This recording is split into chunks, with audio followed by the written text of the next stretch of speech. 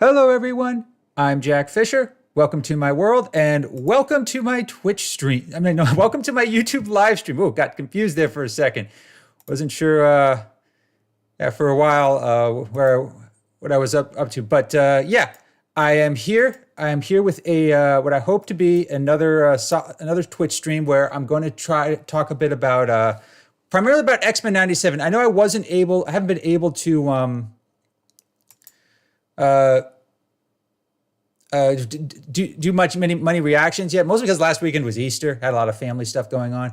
But I also wanted to give some time. I didn't want to react to every single episode simply because I thought that that might be a bit redundant. But plus I didn't want to. Plus, I kind of wanted to wait for things to play out based on what we knew about this show going in. We did kind of know that this show was going to. This show was going to be very serialized.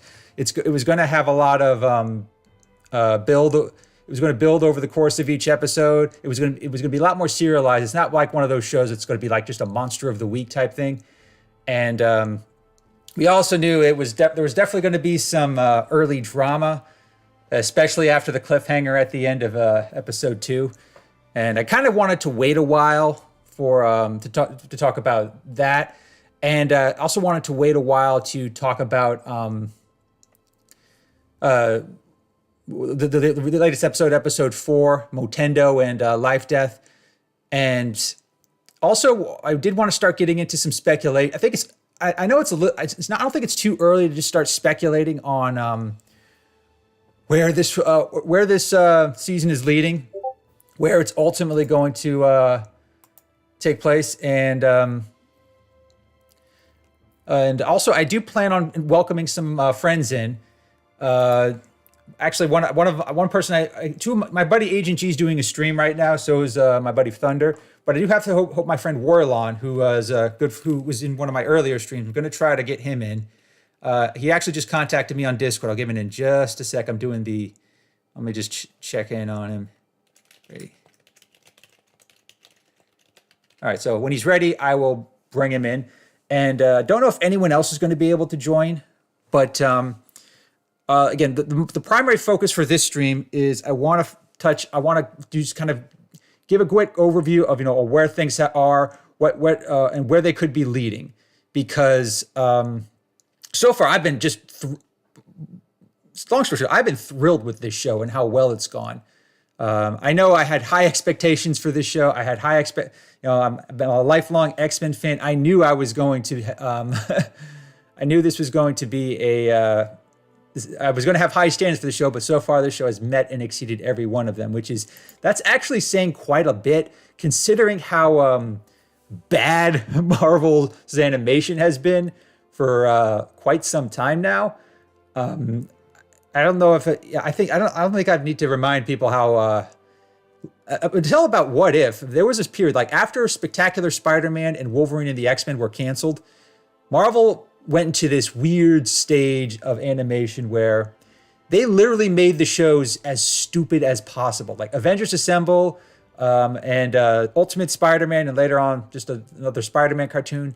They literally dumbed those shows down so much that there was really no drama to them. There was absolutely nothing about them that that really, kept you intrigued. It was kind of like a Monster of the Week type show, and that works for Scooby-Doo. Doesn't really work for compared to compared to like the '90s Spider-Man cartoons. I mean, it was such a downgrade between that and Spectacular Spider-Man. I mean, it's like I don't know what the logic was, but they just stopped trying. And X-Men '97 is the first time where we could tell they really know these are fans working on the show. They know they know the material probably better than as well as most fans. I mean, every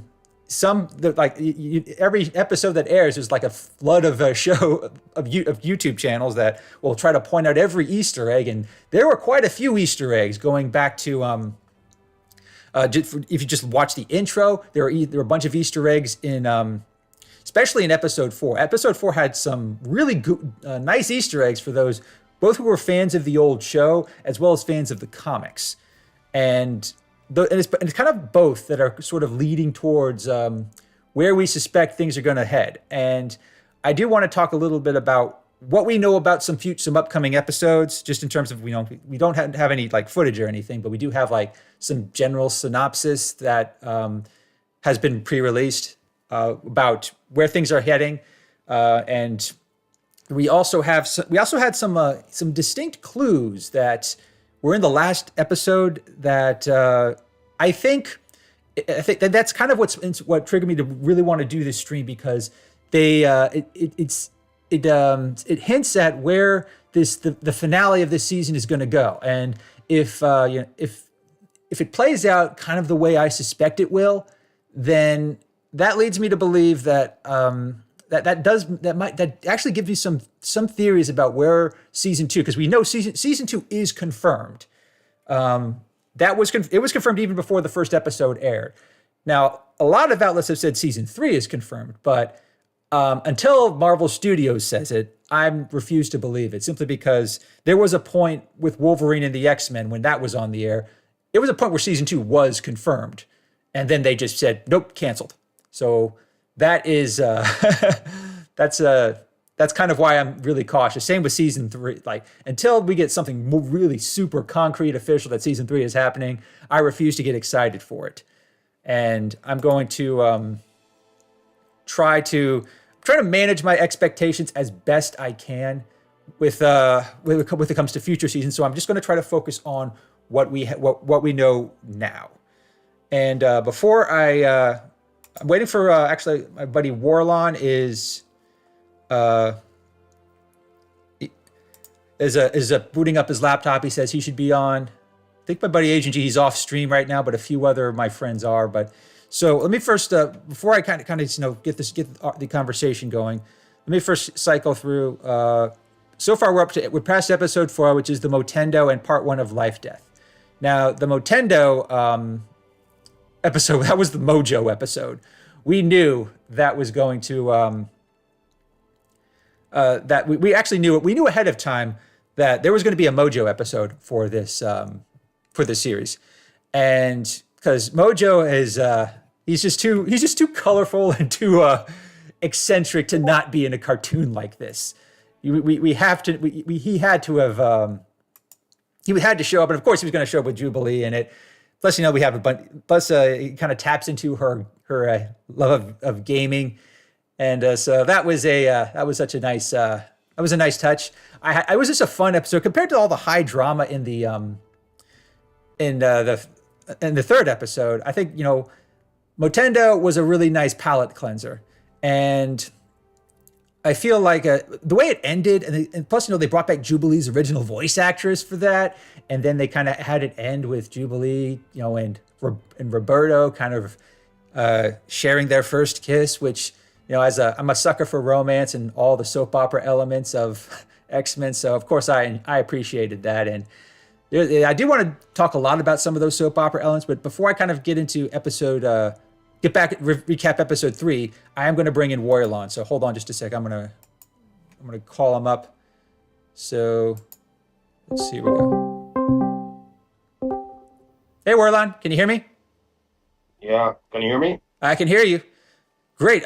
Welcome. By the way, everyone, please welcome Warlon. He's been on my live stream before. Warlon, you want to introduce yourself? I know you did it on the first stream, but just go ahead. Yeah. I'm Warlion, or Anas, whatever you want to call me. I'm just an Instagram blogger, really. Okay. Well, yeah, that's it. Well, you and I interact a lot, and so I start these streams, just to discuss things with friends, and so thanks for joining me. I apologize if I'm a little early, but I definitely wanted to do this afternoon because we've had, I think, enough time has passed between episodes 3 and 4 of X-Men 97 to start discussing them and maybe speculating. Now, I just finished talking a bit about episode 4, but I wanted to get you on for episode 3, the big Madeline Pryor episode, and the one that has definitely amped up the drama, to say the least. And so just to recap, back after episode 2, the cliffhanger, everyone was speculating. Oh, is that the real Jean, or is it Madeline? Well, now we know. We know that at some point in the past of this show, Sinister switched Jean with a clone, and the clone is the one who gave birth. And of course, Madeline did not like that revelation. So that has triggered a lot of upheavals, and I do think those upheavals definitely showed at the end of the episode, and it looks like they're going to show starting in the next episode called "Remember Me." So just wanted to first off, let me get your what were your thoughts on episode 3?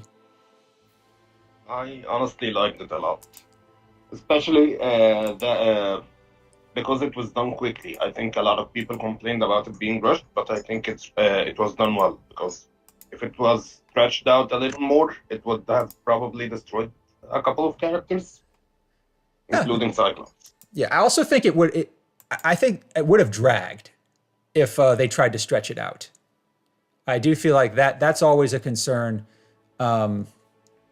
Because Inferno, people don't know, Inferno over the comics was that spanned like years, and the fact that they were able to fit it into one episode, I think that definitely. I was surprised they were able to do that. I thought it had to be a 2-parter, but for them to kind of do it this way, I think they did it smart by not overly complicating it, but by still capturing the core elements, having Madeline go through a real breakdown after she finds out the truth, because the comics, when she found out about where she came from, that's actually when she went full. That's actually, I think, shortly after, that's when she made her deal with the demon that made her the Goblin Queen. So I think I think the way the show framed it was more of an identity crisis, more of just a total mental breakdown, coupled with Sinister's control. It was it definitely had some elements of psychological horror to it that I think that was actually better than bringing in actual demons. What do you think? Yeah, I like that a lot too. Yeah. Especially that we don't see Madeline using her mutant power a lot, so Yeah. I like that. Yeah. And go ahead. And I like the fact that we didn't focus on the identity crisis a lot, like the shift to Nate's illness took Madeline's her focus and everything, and I like that a lot. Yeah. I also Still like made her character. Yes. Yeah, that's actually the part about it that I like the most. They actually let Madeline survive at the end. They let her break the control Sinister had on her, because I think she does deserve more than to just be like a throwaway. Because you know the story of what happened with Madeline in the comics as well as I do, but for people who don't know, Madeline Pryor was not supposed to be a clone originally in the comics.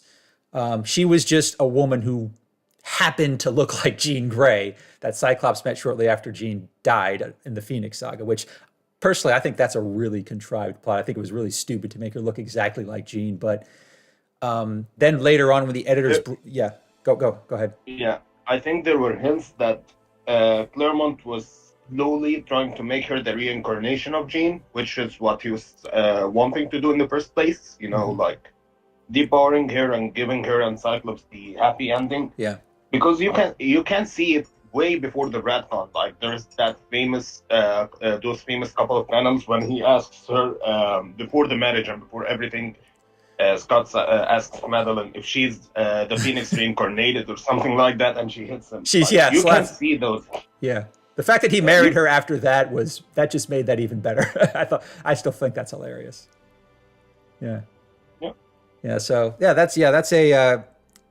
was there was a lot of behind the scenes drama behind that decision, but again, eventually Madeline was never supposed to be a clone. That much was clear. Even if her original, she was supposed to be they never was supposed to be a clone. That came much later, when after Marvel decided to bring Jean back, and that's when the whole clone plot was unfolding. And Chris Claremont has gone on record as saying he did not like how it was portrayed. In fact, that whole clone saga, the whole plot with Madeline. That's the whole reason why we have this stupid Cyclops Jean Wolverine love triangle. Now, I could go on an hour-long rant about that.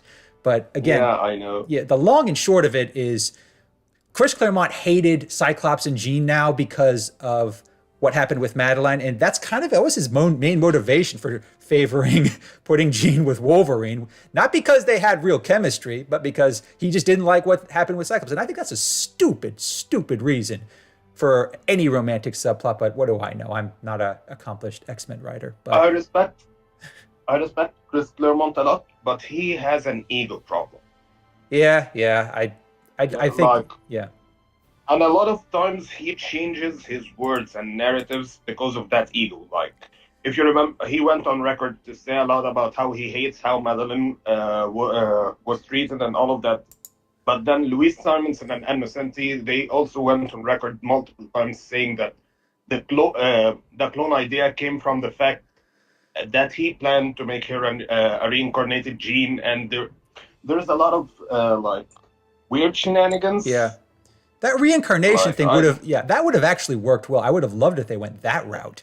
But something tells me that I don't think he set it up well enough. I mean, we could go on for a long time about what happened here, but I think what this show did, the show did not have that kind of those complications.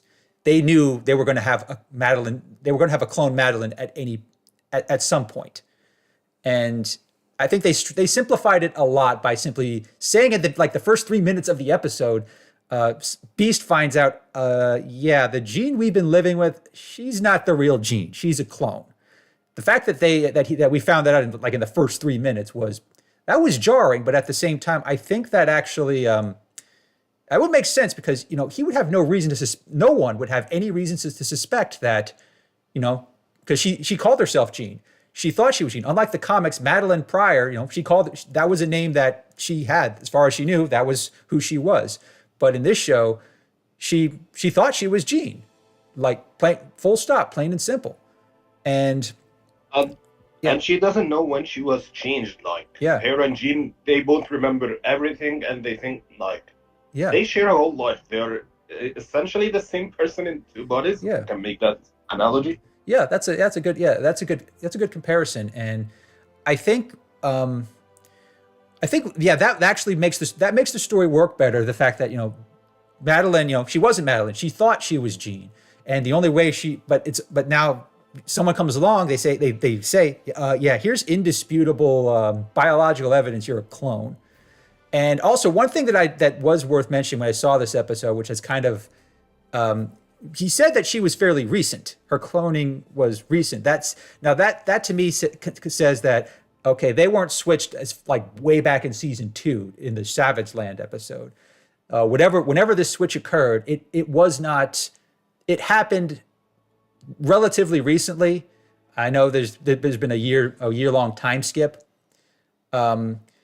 Some people are saying, I think it's after the wedding. Yeah, the Beyond Good and Evil. The episode wedding. Yeah. Yeah. I didn't watch the series, but I went to Disney Plus and watched those couple of episodes. Yeah. I think she was swapped there. That's the other. Go ahead. Yeah. Power of X-Men podcast. I think you've interacted with the Paul, the runner of that podcast before. I think so. I might have. Yeah. Yeah. He had a recent episode with a friend of ours talking about that episode, and he mentioned that the showrunners put some hints to where exactly they plan Jean to be replaced, but they are not gonna reveal that at least this season.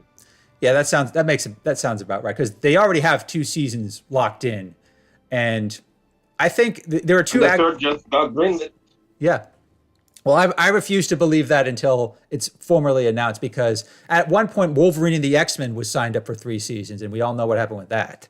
So I'm too heartbroken to. I've had my heart broken too many times to believe it, but I really hope we get a 3rd season. And I do want to talk a little about where we think this is going to lead later on in the stream. But going back, kind of focusing on this episode, I think there are actually two likely places where the switch happened. One is Beyond Good and Evil. I think there's, if I was a betting man, I think Beyond Good and Evil is when the switch happened. But the second most likely place is probably the Phalanx episode. That was in season 5. I don't know if you've watched those episodes. If you haven't, No, not yet. yeah, go check them out on Disney Plus. They that was when the Phalanx attacked, and Sinister was actually he had to be an ally for the X-Men for a brief while, if you can believe that.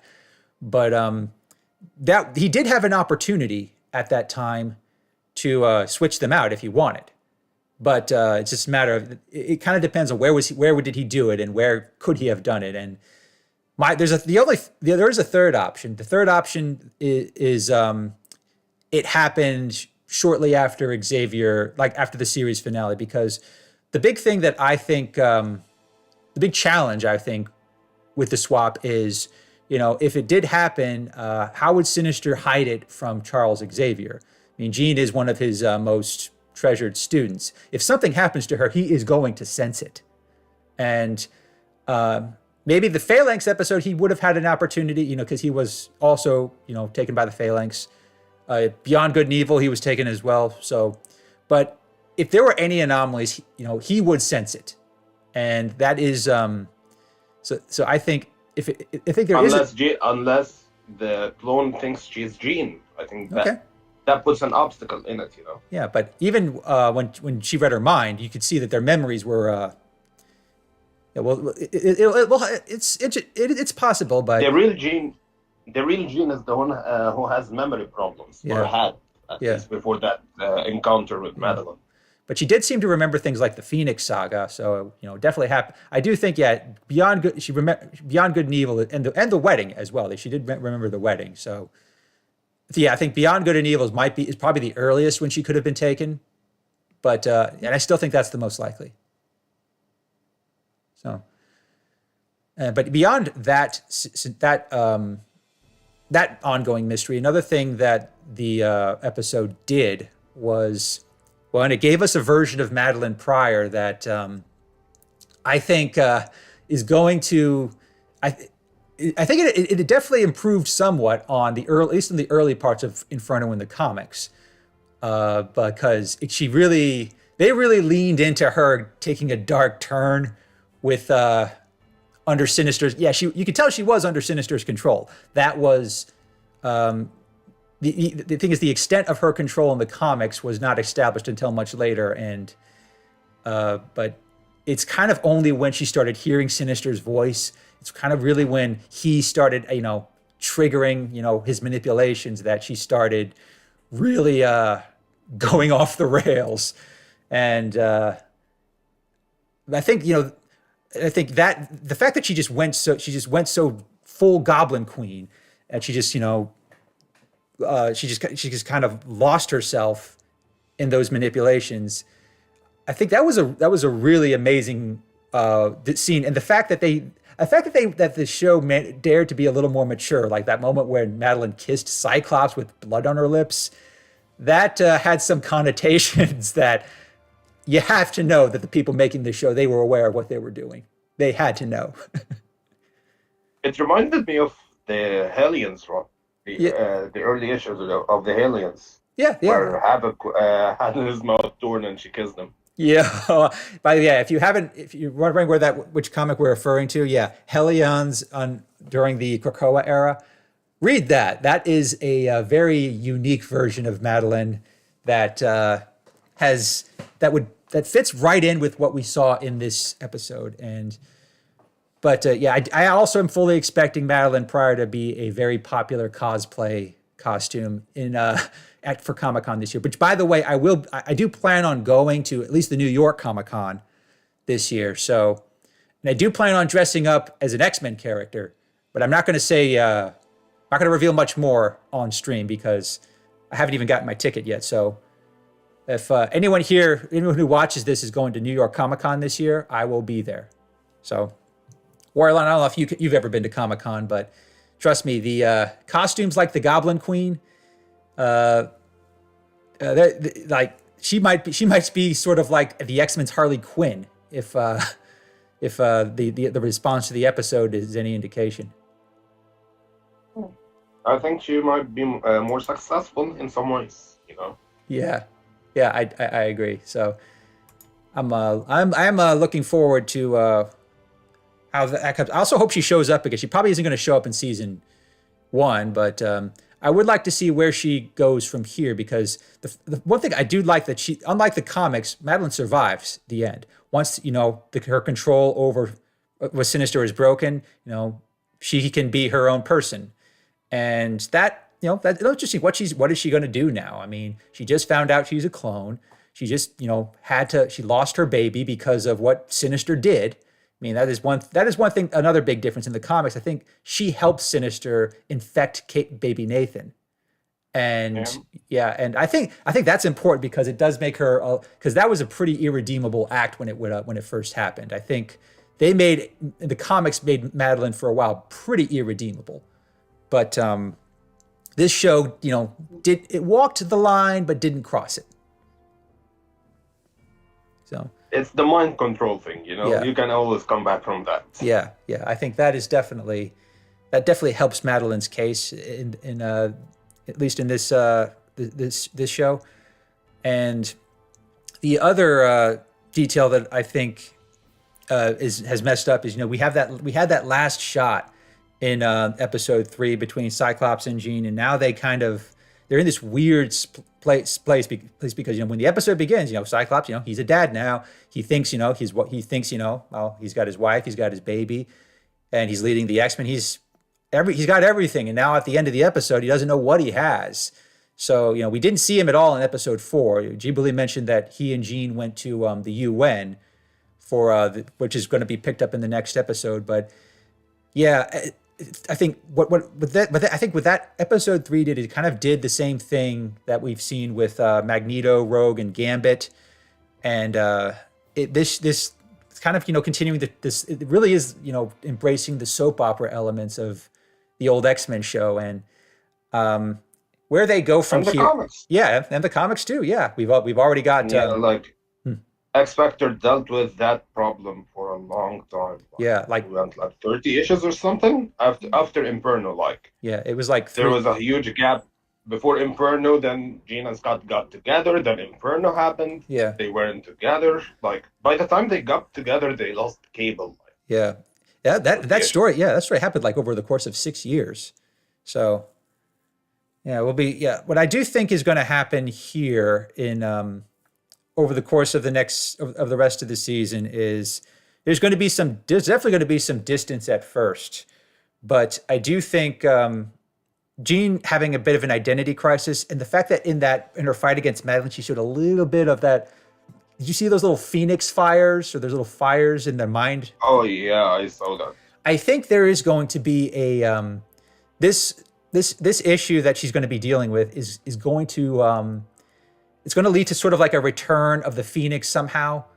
I do feel like that element is going to return, and I also think it's going to what's going to happen between her and Cyclops. It's hard to say what's going to happen here, but I think what we know, Cable is going to show up, and I feel like when Cable shows up and he finds out, he reveals that he is Nathan, which he never did, which they never got to do in the first series. The original show. Yeah, I think that is going to be sort of the catalyst to help Cyclops and Jean sort of come together again and deal with what's going on. And one other thing that that we did see a glimpse of in Beyond Good and Evil is Rachel showed up. So if they want it, so that means if they went the route like in the comics, Cyclops and Jean, they transported their minds into the future, and where they raised they raised baby Nathan while they were there, and they kind of were a real family for a while. And they did that with the help of Rachel, and so I'm wondering if they'll get a chance to do something like that. I have a theory I'm thinking about, and you just you made me think that it's more true you and the latest rumors about the Genosha Yeah. attacks and new X-Men adapting new X-Men. Yeah. And there are two instances in the comics. One in X Factor, in the end of Inferno, and the other one is in X-Men: The End, Mm-hmm. Yeah, I remember where that. yeah, both ended in a way that Jean, Madeline, and Phoenix became one Okay. Oh, for different reasons. okay. That I like that. That's an interesting. Yeah, I think they might go even the X-Men: The End route, especially because like in Inferno, it kind of happened accidentally. Like Mhm. Madeline hated being inside of Jean, and you got a lot of drama regarding that in X Factor. Okay. But in the end, it was like they accepted the idea of the ship of pieces. You know, Yeah. we neither of us is Jean, but we all are. So we end up being one. Okay. That's I, a great theory. I like that. yeah, Maybe that's something they build towards in season 2, because see, episode 3 dropped hints that the Phoenix is still kind of inside Jean, and maybe she'll need Madeline's help to eventually control it. That I like that idea, man. Thanks for sharing that. I never would have come up with that. I'm not you that know, smart. I thought about it a lot, but like also the idea that I don't know if a lot of people heard that, but the rumor has it that they're gonna adapt new X-Men by Grant Morrison. Oh yeah, the new Yeah, yeah. and I'm going to get they to that a kind of little later. implied that. Yeah.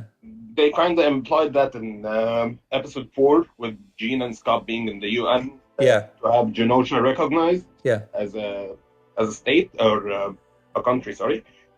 So maybe they're gonna do something with that story, with X-Men: The End, because it's a non-canon sequel Hmm. essentially. New X-Men, Yeah. like Yeah. By the way, if you haven't read X-Men: The End, I highly recommend anyone who's watching this check it out. It is one of it's a very solid, self-contained X-Men comic. I definitely that's definitely highly recommended. So yeah, thanks for plugging that. And I guess I guess this is probably a good segue to get into the speculation part, because you mentioned Genosha. Genosha's come up multiple times since the first episode, and you brought up where we think the reason what I have on the screen right now is I have a list of the episode list, and if you look at the bottom, we have the 3-part finale for this first season is called "Tolerance is Extinction." Now that's relevant for a number of reasons. The first one is that's a shorthand for the name of 2 iconic stories. One is called Operation Zero Tolerance. That was a major stories in the 90s. The other is E is for Extinction, the Grant Morrison story that you mentioned. So let me actually cycle through. Yeah, so what I have on screen right now, this is E is for Extinction. This is the cover of this helped kick off Grant Morrison's critically acclaimed run in the early 2000s. Now, the biggest event that happened in here was the massive attack on Genosha. So we've seen in the first episode that Genosha, when the series started, was a colony in which mutants were enslaved, but eventually it was liberated. And now it's kind of becoming its own mutant. It's kind of its own all mutant nation. We even saw in the trailer some hints that it's being built up as the first ever mutant nation. And well, that happened in the comics too. But what happened there is a huge Sentinel attack essentially wiped Genosha out. I think it was like 16 million mutants died as a result of that attack by this crazy Sentinel. I think that was also where I think Senator Kelly, who was the president in this series, died. And that was also where Moira McTaggart allegedly perished in, well, we know she didn't now, but we know Moira is alive in the animated series. And so, this was a big deal when it came out. It really was a truly devastating event for mutants everywhere, and it really did kind of set the stage for how the X-Men would unfold during this era. So, you want to add to anything? Did I miss anything? Yeah, no, yeah, you covered it like well, pretty well. There's nothing missing. Okay, The yeah, only thing I might add is that I don't think they will use Cassandra Nova, especially if she is truly in Deadpool 3, yeah. unless Deadpool 3 like hops into the animated universe, Hmm. like time traveling and all of that, but I doubt that. Well, that'll be interesting to see.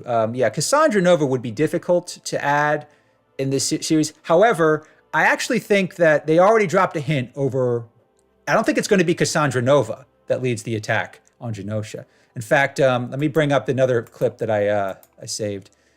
I don't know. This is from episode 4. This was the life death subplot. I have on screen right now a depiction that Ford. This is something Forge had on his little memento board. This image right here, we know that professor, that was actually Mystique in disguise during the first Apocalypse arc. He was the one who made the quote unquote mutant cure. But the figure that's next, that's cut off, that is Bastion. Bastion. Yeah, well, Bastion had a human form called, I think his name was Sebastian Gilberti. Now, the reason I know that is because I actually used Bastion in some old fan fiction I wrote. So I had to actually learn a lot about him in order to get the story right. But all you have to know about Bastion is he essentially is master mold in human form. He's kind of like a human machine hybrid, and he has he's very unhinged in the sense that his just the thought of mutants disgusts him, and the fact that he's here, there's no way this is an accident. There's absolutely no way that the writers did not, that the people making this show, that this isn't, this is just a throwaway. Because we saw in the first episode that the Sentinel technology is still out there. And Henry Peter Gyrick and Boulevard Trask are still out there. But I think even though they destroyed Master Mold, I feel like this right here hints that, Bastion is going to essentially take the mantle, and I think he's going to be the one who leads the attack on Genosha, and because he was the main figure behind Operation Zero Tolerance. That was the big '90s crossover event. Yeah. Go ahead. No, I have no thought. Like the other option would be Onslaught, but they didn't really set him up. Yeah, there hasn't been a single setup for Onslaught, but I do think the fact that they say tolerance is extinction, that kind of feels like a play on both events. Yeah. Yeah. By the way, for extinction and zero tolerance. Yeah. So what I have right here, this is actually the cover of a comic. This is Bastion in the comics for this was during the zero tolerance event in the '90s, and he is definitely, I think he would be a really good villain. Kind of like a good endgame villain, because he's the worst of humanity and the worst of Sentinels all rolled into one.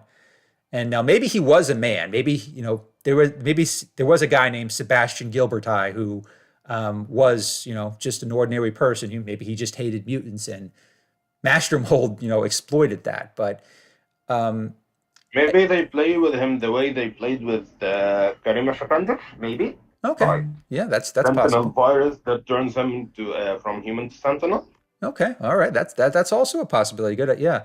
But I do think if Cassandra Nova, now it's Xavier's in space. I don't think they could do that plot at the moment. Maybe they can do it in a future season, but I think they've already dropped the hint. That brief shot, even if it was cut off, that was definitely a Bastion reference. And the thing is, Bastion has not really been active, or he hasn't really shown up much in pretty much since Operation Zero Tolerance. He's one of those villains that Marvel just kind of threw away and hasn't done much. Maybe this, He showed up, I think the last time was around Second Coming.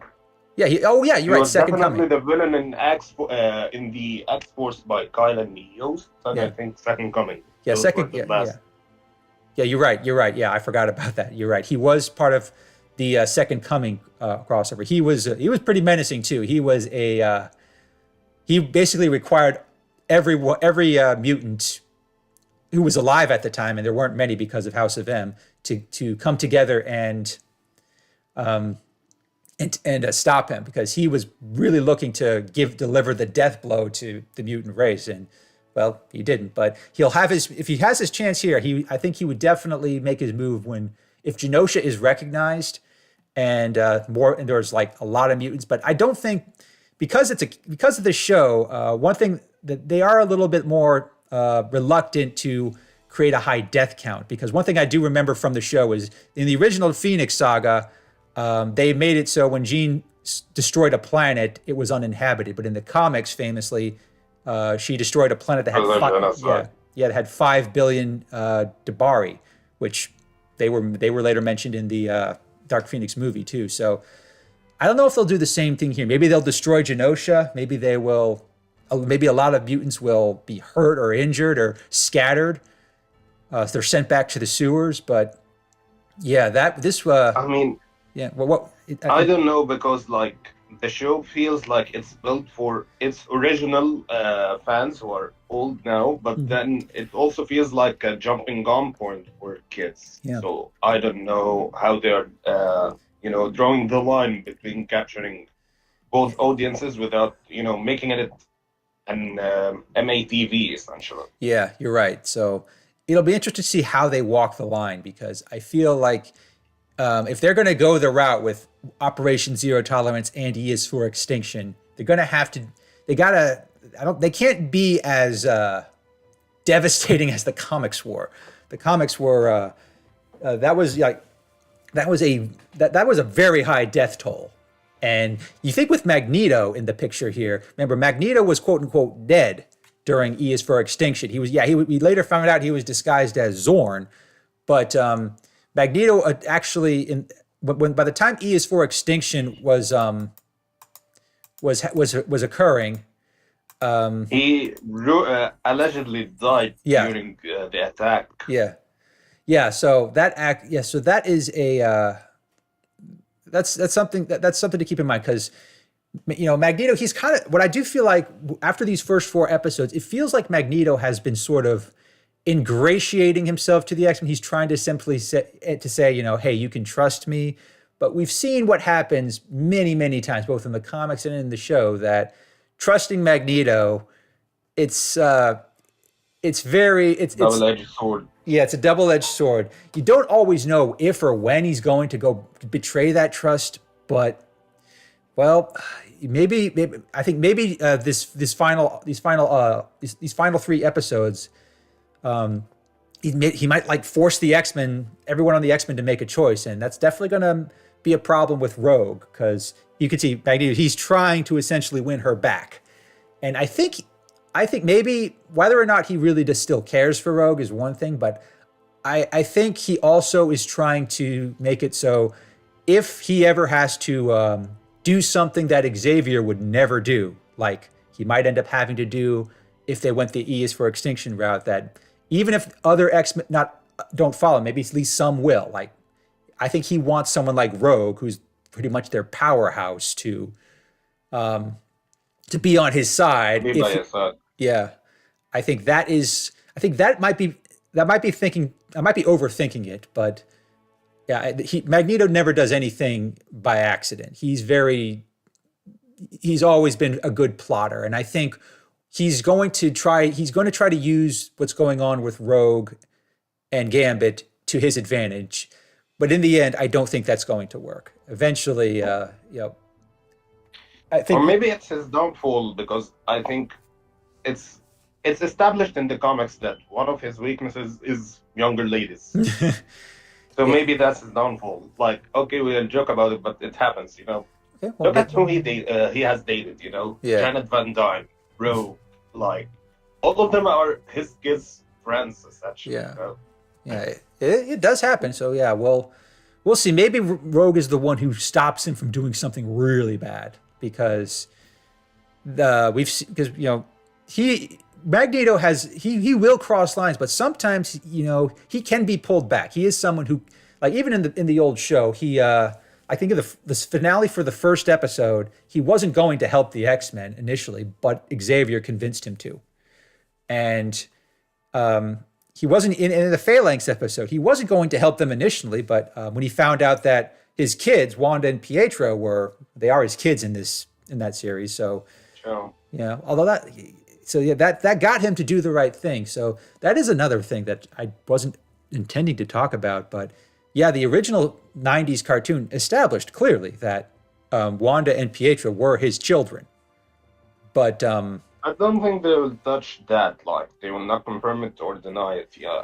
yeah, It's not like, let's say, well, they Storm confirmed it. wasn't an They confirmed Omega. it. Yeah. It's not like Storm wasn't an Omega in the original show, and now they're making her Omega, because in the comics that happened. Like, that thing people loved, so they will add to the show. But like something controversial like that, I don't think they will touch on it. Interesting. So we'll see. Yeah, we'll see. But because there was a Wanda and there was a Wanda and Pietro. Actually, yeah, I'm going to brought this up specifically. If you look on screen right now, I have an image of this is the when Jubilee and Roberto entered the Motendo game. You see in the background they had that Days of Futures Past reference. You can see a faint Wanda. Yeah, there's Wanda and there's the Scar and there's Quicksilver. And Quicksilver, he was even on X Factor, for a while. There was on that picture on Forge's board. So Yeah. the Maximoff twins, they do exist in this world. They haven't really done much. As far as we know, they haven't made their presence. But maybe they will in the end. Maybe we'll see them in around the finale. But yeah, I just hope that for Magneto's kids, the three of them, that they use like material from the 90s to like the early 2010s, and they don't go past that. Yeah, that's probably because everything since like 2012 has frankly sucked. Yeah, I don't disagree. And I feel like if they wanted to retcon that at this point in this show, that would be just more trouble than it's worth. Maybe just keep things simple. So, but yeah, I do hope, Quicksilver on this, I hope they do show up again, because they would because especially here's something else that could happen. Let's say that in this tolerance is extinction event, let's say that we're right and it is a big attack on Genosha. What if Wanda and Pietro are on Genosha when this happens? What if they're there when Bastion and the Sentinels are beginning their attack? That is going to Wasn't Quicksilver on Genosha during the ES4 extinction? Or did he go after it was destroyed? I can't remember. I can't remember either. If someone watching this can confirm that for us, tell us. But yeah, I do think if both of them, especially if both Wanda and Pietro, if both of them are present on Genosha when the Sentinels attack, he is going to not think rational. He's not going to be as calculated as usual. Magneto is one of those characters who he's very he knows how to plot and he's very tactical most of the time. However, whenever his children are involved, whenever someone he loves is involved, he goes way overboard, and he won't even overthink, and he won't apologize for it either. Like if that happened in Wolverine and the X-Men too. I don't know if you remember that show, but there was I think it was in the last couple episodes where he was planning to essentially kill Senator Kelly because he thought that one of his plans almost got Wanda killed, but Nightcrawler saved her. And if something happens to his kids, if he thinks that they're targets, he is not going to show any mercy. That is one thing Magneto, that's always going to set him apart from Xavier. He is not merciful, especially when you hurt his family. And that could be sort of like the big tipping point, I think, between whether the X-Men continue following him or whether they stick by him. And it kind of depends on what the circumstances are. But if they do go, it's certainly there's a lot that can happen between now and then. But if since the next episode, actually, what I'm going to bring up right now is I'm going to bring up the IMDb page. So yeah, if you're watching this right now on stream, I have in front the IMDb page with the episode list, and the first page is the next episode. Episode 5 is Genosha's set to join the UN. Now, reason why I think this is probably just a step in the it's certainly a step in the process, but a mutant nation is not a new idea. This show has only ever dealt with Genosha and Asteroid M, but if you've been following the comics, you know that mutant nations they've happened before. They had Utopia during the mid 2010s. You had and then came Krakoa, which sadly there was also the Forgotten Cable Nation. It was more like a refugee nation, a nation in general, mutants and non-mutants, but it also worked. Yeah. I think it's the best attempt of any mutant at having planning to have a nation. Yeah, but it never pans out. And Genosha, at least in the comics, was the biggest tragedy. Although Krakoa, we don't know how that's going to end, but we know it's going to end. That was already spoiled with the announcements of the next line of comics. So sadly, it's not going to end as bad as Genosha or anything. Yeah, we'll have to. Yeah, because Genosha had a huge body count, and if Krakoa can just have a lower body count, then that in and of itself, if they can lose Krakoa, but if the mutants enough mutants survive, then that already is an upgrade compared to Genosha. But based on what we're seeing here with the next episode, Genosha is kind of setting itself up to be a target, because remember, this was a slave nation. This was a nation that enslaved mutants, and it was run by Cameron Hodge, who is not a nice guy with respect to mutants. He between him and the Phalanx, he was very much a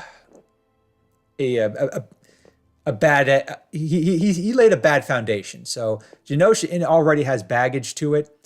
And it does kind of lend credence to the idea that they're going to be a target, and they're setting Genosha up to be a tragedy. But if it kind of depends on if they're really how close they're going to follow the comics, because if they're not afraid of the big body count, it would be a huge tragedy, and it would definitely leave. Because one thing that the other reason I want to bring this up is because, however Genosha plays out, I think that's going to set the stage for whether Magneto is going to continue leading the X-Men. Because, the only reason he's leading now is because of Charles Xavier's will. But if it gets to a point where the X-Men they refuse to follow him, then hey Thunder. We could have a scenario where at the end of the series, if there's no Charles Xavier, then maybe the X-Men still exist, but they can't live in the mansion. They're going to have to operate some other way, and how are they going to do that? So that's something that I think might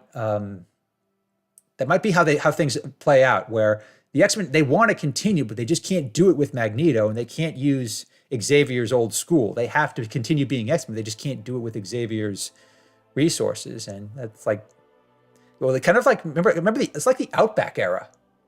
Remember the Outback era from the 80s? Yeah.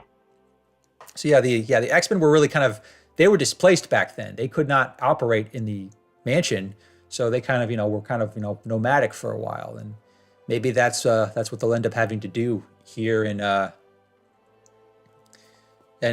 show. Maybe they'll set up shop and we know from the comics, it was announced that the X-Men's next base is going to be an old Sentinel factory. And in a few eras before that, at one point, I think Cyclops was running a team out of an old Weapon X facility. So I don't think that was Secret Wars, around Secret Wars. Yeah. So that's going to be, or maybe they'll do. Maybe they'll kind of adapt Utopia. Maybe they'll find the old ruins of Asteroid M and make a base out of that, kind of like what they did with Utopia. They could do that. So. Doing two nations back to back, it feels weird, Yeah, I don't think it would be a nation. I think they would just need a new base of operations. Yeah, or maybe they bring back Ship. Remember Ship from X Factor? Ship actually. Yeah. That they could. Yeah, they could work out of that too. And one thing I did when this show was first announced, I always wanted them. Was hoping at the time that they would eventually get to a Krakoa type story, but Now, considering how Krakoa is about to end, I'm not sure. But I mean, I don't think that adapting Krakoa is a good idea. Some elements of it is good, but like overall, it went like it didn't go as planned. yeah, well, the The difference between original, many of the original ideas were abandoned, and a lot of weird shit happened. but that's the thing that this show has done. It has taken some of, we were just talking about Inferno and how it Yeah. adapted some of the ideas from Inferno and tweaked them. Because what we got with Inferno. Let me cycle back real quick with my images. Hold on, yeah. Because I think the fact that they were able to tweak Inferno to make it work better, at least in my opinion, I feel like they could do that with Krakoa. Maybe they wouldn't have like the thing with Moria. Maybe they wouldn't. Maybe they would have find another way to set it up, because one thing about Krakoa that's different from Genosha is Genosha was made from like a former slave colony. It was a nation before. It was a human nation before it became a mutant nation. Krakoa literally was made out of a living island that nobody owned. They literally forged it themselves, and yeah. Oh yeah, It was their villain also. Yeah, was their villain? Maybe that's going to be something. Maybe that's something for a season 3 to maybe if they do get around to doing a season 3, they meet Krakoa and it starts off as an enemy, becomes an ally. So that could be a part of a hope. Yeah, Thunder just brought up in the chat. He brought up Utopia again. That was in San Francisco Bay. We don't know what I think. Yeah, I know Asteroid M crashed at the end in the original cartoon. So maybe they'll set it up again somehow. Maybe not as a country, but as a base. It could be there. In the comics, it wasn't the sea, and Namor got it out. Okay. So maybe that happens. If it's in the sea, I don't know what happened in the show. Yeah. Well, maybe Magneto lifts it, or maybe when Jean gets some Phoenix power in her, she lifts it. I would love to see that because one of my favorite moments. I know people say don't like X-Men Apocalypse, but that last image where you had Jean and Magneto essentially rebuilding the Institute with themselves with their powers, that was a good testament of just what they're capable of. Their powers. Yeah, and I feel like what I have right now on screen is kind of like Madeline and Jean. Jean is at her lowest right now. She had a part of her life taken from her. She's not sure of when she was switched. She's in a very uncertain place, with the X-Men and with Cyclops. But I feel like that little bit we had with that hint of the Phoenix, we probably I think that's going to set her up to really upgrade. So hopefully that means she won't be fainting anymore, which everyone is still joking about. And by the way, Thunder, if depending on how long we go, I'll get you on later on if you want to stick around. So Thunder is in the chat. I will see if I can get you on later on. But with Jean, one thing I'm hoping for that, because the creator of this show, even though he was let go, he does say he's a big Jean fan. I remember that from one of the interviews he gave. And I talked to him a couple of times. You met him? He's a big Gene and Scott. Not met him, but I talked to him on Instagram a couple of times. Oh, cool. I think one of the times was the last time I talked to him was before the news that he got let go of. Yeah. And the question I asked him was, "Are you a fan of Cyclops? And how will you handle Inferno without destroying Cyclops?" That's a good question. I asked him that. Yeah, I asked him that, and he was like, he responded via 2 stories, not one. He elaborated a lot on being a Scott and Jean fan, both as characters and the relationship. Okay. And he didn't tell me how he would do it. He said that that's a very spoiler territory, but he told me just trust me and you'll like it, and he was right. So I just trust him, Okay, well, I'm glad you shared that on stream. That just made this stream a little bit more tantalizing. So I will certainly I will certainly bookmark that section. So yeah, we'll see what comes with them, because I do think that they are in a better. The situation with them here is better than it was in the comics, especially around the time of E is for Extinction. That was after Cyclops was possessed by Apocalypse, and that never happened in this show. And that yeah. That was also like a weird Morrison thing that I don't think anyone will want to handle. Yeah, Because, you're probably right. Morrison themselves didn't think about like checking the continuity of what happened previously, so like they made some stuff up. Yeah. It was like weird comics shenanigans that I don't think anyone would do. Yeah. Oh, now that you mentioned that, I do want to share one other thing. I think I wish I had the article or where I heard from this, but apparently when Morrison was originally preparing his run, he actually wasn't planning on using Emma Frost. He didn't want to. He wanted to use Storm. He wanted to use Storm instead. So imagine what could have happened. You mean like the Cyclops gene drama? Yeah. What could have? Yeah. What would have happened if he didn't have Emma Frost during his run? What if he had Storm? What could have happened with that? That would have been insane. Terrible. Yeah, that would have been nuts. I think Emma Frost was easy to use because, like, for all intents and purposes, she wasn't a character. Like, she had a few appearances, like in the Dark Phoenix saga in the 90s, but she wasn't like a fleshed out character. And he retconned a lot about her to make their story work. Yeah, because I think from her age to like introducing the Cuckoos to her sudden weird relationship with Cyclops, like there was a lot of retcon. Yeah, that was a lot of retcon because I think that also says that his original plans didn't involve Emma. So what could have Yeah. He also like the whole secondary mutations thing was because he wanted to use Colossus, and Colossus was dead. Yeah, well, he didn't stay dead. Joss Whedon brought him back after Morrison's run, no less. It's because, like, I know a lot of people like it. I think it's a good story. Like, New X-Men as a whole is a good story, but it's not an X-Men story. It broke a lot of X-Men to do what it wanted to do. Yeah, and I do think, And Marvel saw that because like people look back at it and they were like, you should have let Grant Morrison do what they wanted to do. But if they left him, he would have destroyed a lot of things. Magneto, for instance, everyone loves Magneto now, and let Magneto live with the original plan of Grant Morrison. No one will look at the run the same way they're looking at it now. Yeah, and also, here's another interesting tidbit from that era. They were originally going to make Rogue like a more goth version to kind of match her X-Men Evolution version. Did you hear that? That they were going to make a weirder version of Rogue?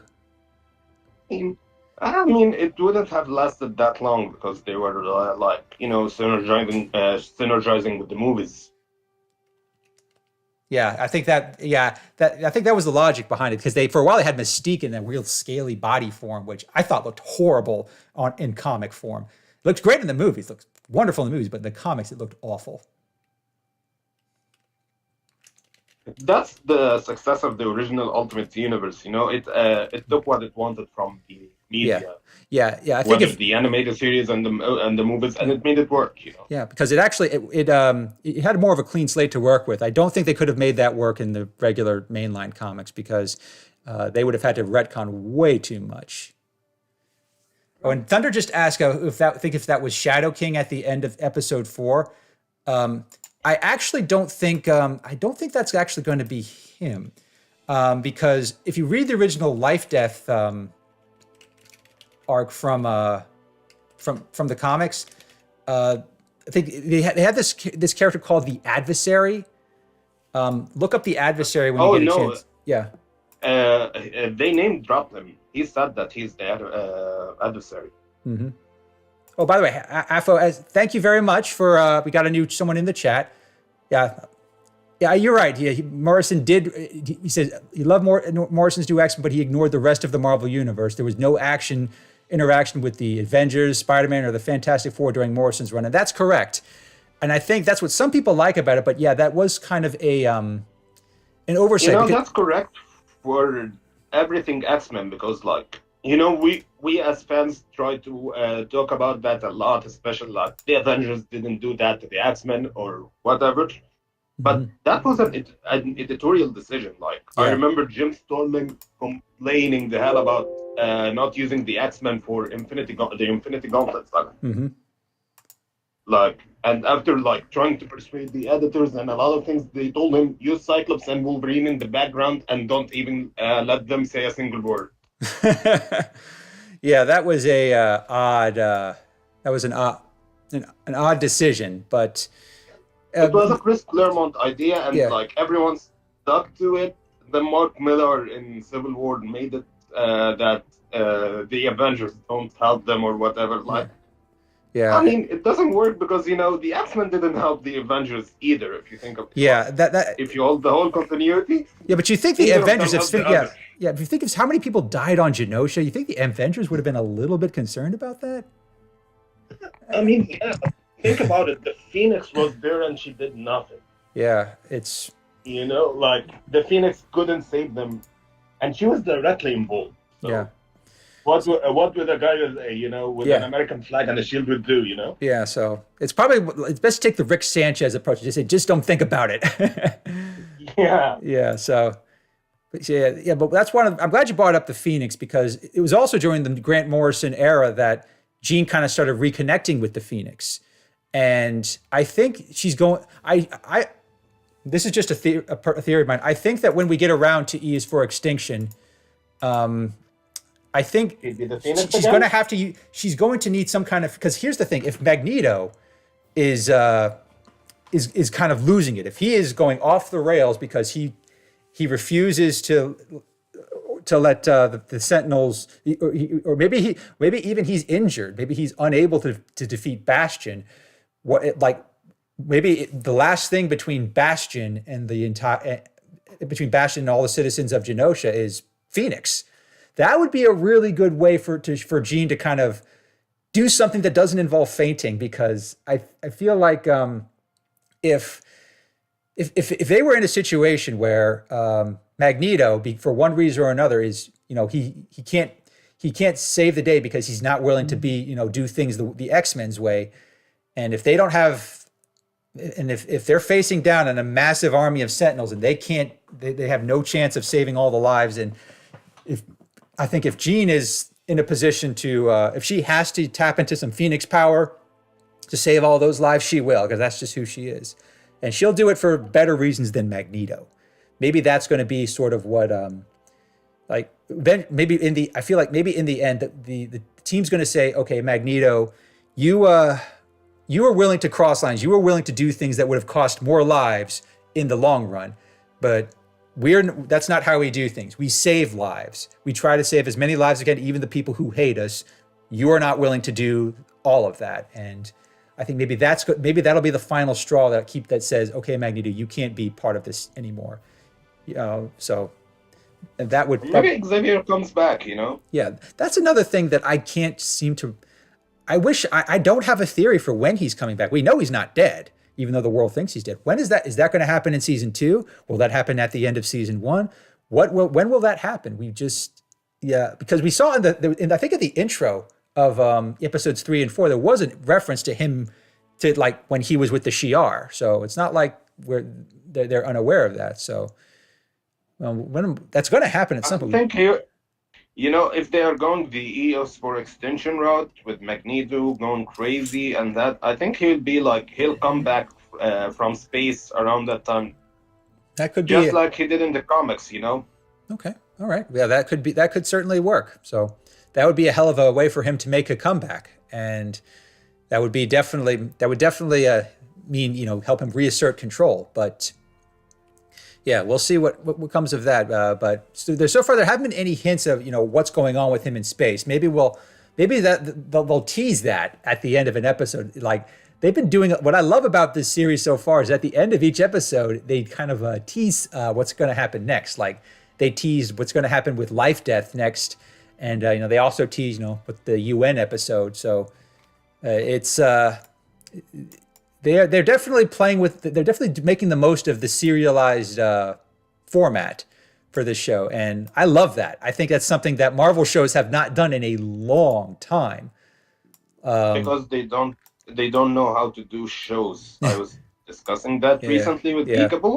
Like the yeah, difference, I think we were discussing the Marvel slate of like series versus DC doing those new yeah, James Gunn series like Peacemaker, Green Lantern, etc. And the thing is, DC knows how to do series. For better or worse, they had the Arrowverse for long. The HBO shows are pretty decent, yeah. and they are high Peacemaker's quality. great. But What? yeah, Everybody watch Peacemaker. yeah. And even the Titans, which was a bad story, it looks good and it moves as a series. Okay. It's not a 6 hours movie divided into like 3 or 4 episodes. Yeah, I like it. Oh, and also Thunder just brought up a really good idea that I have to share. He says, what if instead at the end Magneto takes over the Hellfire Club? Like if he can't relieve the X-Men, what is he? Maybe he because we know the Hellfire. We saw in the intro has shown Emma Frost, and the last episode intro referenced directly the Hellfire Club. So even though there's nothing really to indicate in the synopsis that they're coming up, but yeah, if the Hellfire Club shows up, and if there's ever an opening, I think Magneto, yeah, because I think he's been part of the Hellfire Club before. Correct me if I'm wrong, but yeah, I don't know. but if he, if I know Angel Wolves, he was for a Angel while, and Silent Witch. yeah, they were, and yeah, we haven't seen Angel yet. Maybe he'll show up. Maybe he'll show up on Genosha. We saw more. Yeah, we saw more things. Yeah, yeah. So I do. Yeah, I like that idea. I think maybe that's something. If Magneto, he tries to throw his lot in with the heroes, but that doesn't work out. Maybe in the end, he throws his lot in with the Hellfire Club, who they're not heroes by any stretch, but they're not the worst villains. They're not Apocalypse, but they would help him serve as if he became like the new king, if he deposes Sebastian Shaw, that would be an interesting setup for future seasons, because with Magneto, he's good at exacting influence. He definitely has the power. He definitely has the will, and he's definitely got the ruthlessness he needs for the Hellfire Club. It's just a matter of is he going to even have an opening? So that's Thunder. Thanks a lot for sharing that idea, because actually let me bring up. I'm going to scroll a bit further down on see if I can bring up. I can interact with the browser. Oh, it's not letting me scroll. Oh, now it's trying. There it is. Sorry, I had to reload apparently. Now I can't scroll. Well, the reason I was going to do that is because I've got to go back. Well, the reason I would do that because towards the end, in the Tolerance for Extinction, there is some hints that the Hellfire Club might show up again, and I feel like I feel like it's only a matter of time before the Hellfire Club makes their presence felt. So let me. Sorry, people. This browser thing is not cooperating with me.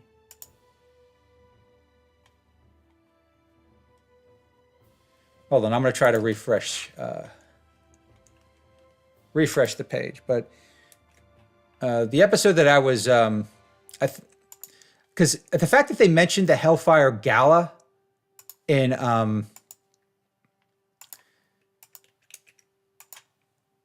okay, here we go. The fact that they mentioned the Hellfire Gala is, I think that's a clear sign that that the Hellfire Club, maybe they'll have some kind of gala. Maybe they'll do something where they'll have a bunch of mutants get together, and so down here where the X-Men must unite to face a new threat.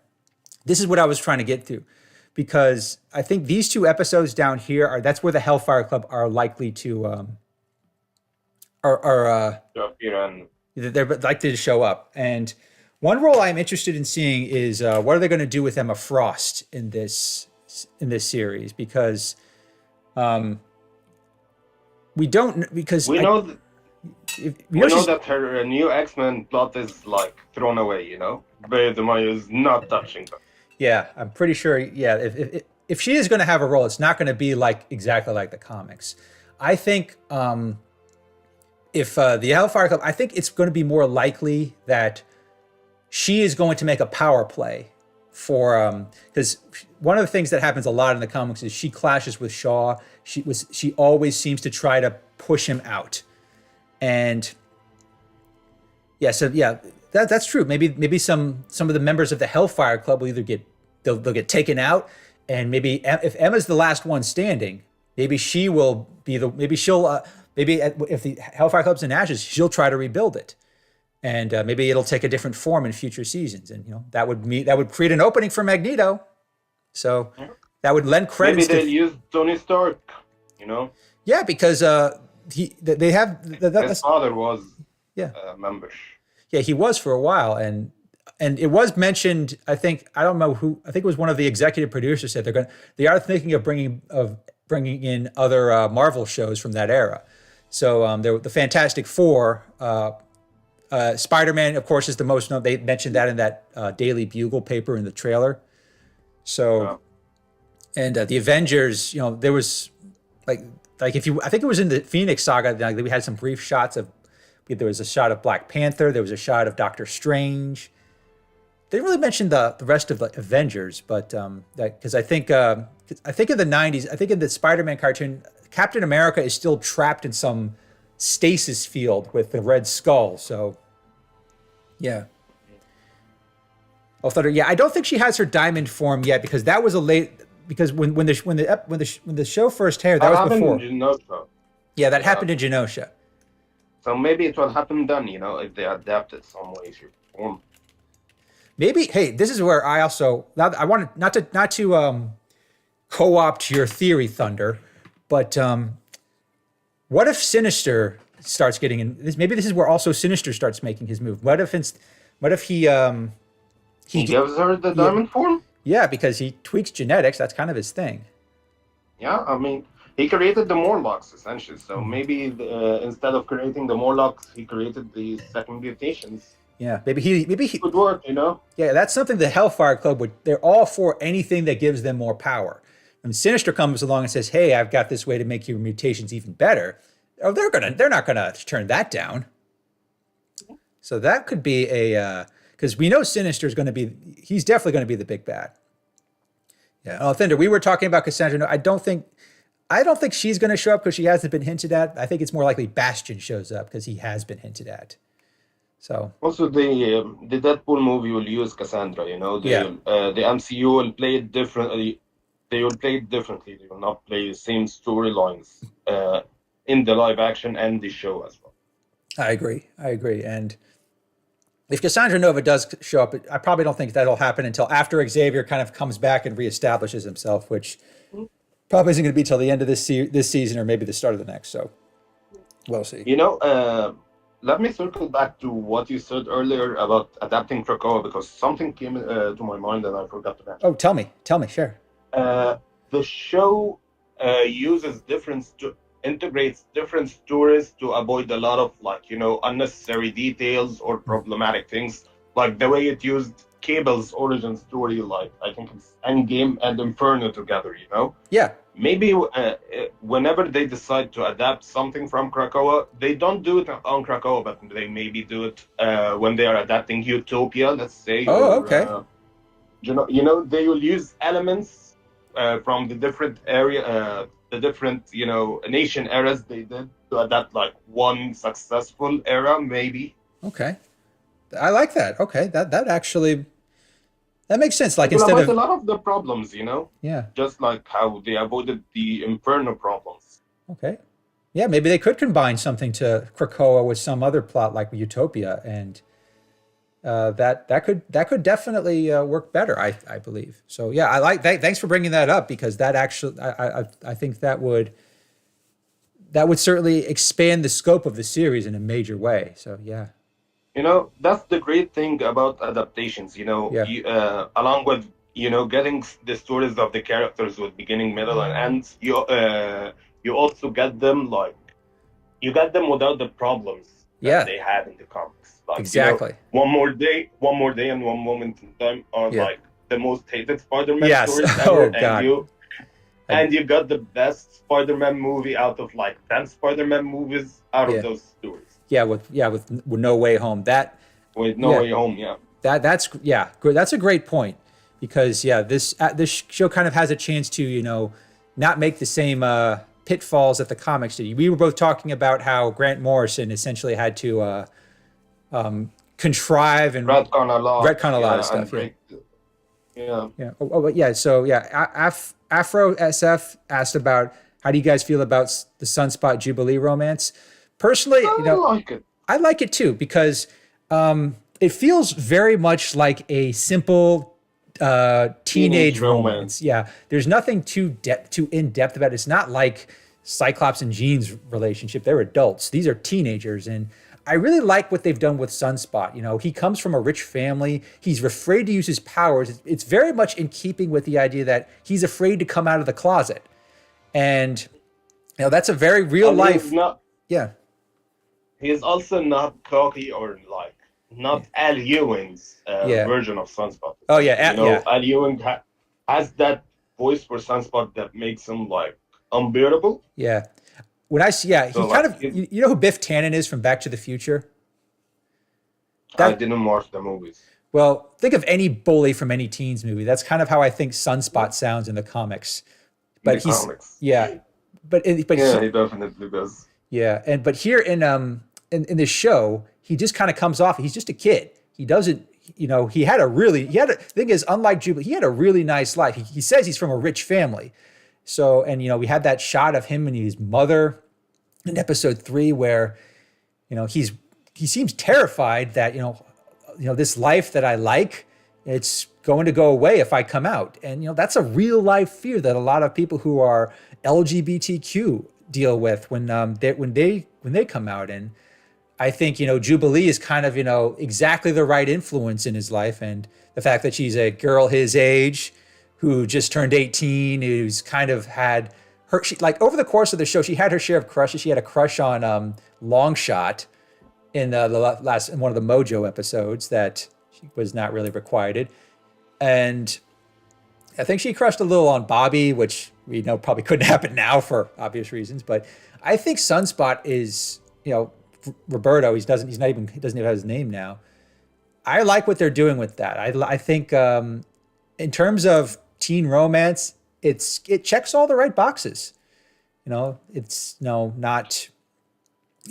doesn't feel contrived. The thing is, they've had time to actually live together and get to know each other. Which I'm going to go off on this Warlon. I'm sorry, but I'm going to say that I'm going to go off again and say the love triangle in the Fox X-Men movies was horrible with Jean, Cyclops, and Wolverine.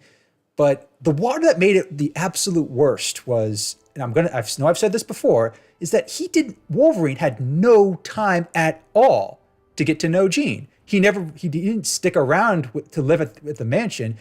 There's no. And those wasn't a thing. Yeah, there was because the huge theory is that he loves Jean because she looks like Rose, but Rose didn't exist in those movies. Yeah, and the movies made it so much worse because I just kept saying he does not know her. He barely knows her for a few days at most because he left at the end of X1. Jean died shortly after he returned in X2, and X3. And even in X3, he's like, "Oh well, she's dead. Move on." But as soon as she comes back, he's like, "Ooh, Jean's back. Ooh," and it is the worst possible way to. I don't think if you actually tried, you could not come up with a worse premise for a romance at all. You would have to really try hard to come up with something worse than what Fox did with Wolverine, Jean, and Cyclops. I mean, the fact that there is worse, and I'll upload them for not doing it. And that's the fact that when you look at the movies, Jean never reciprocated.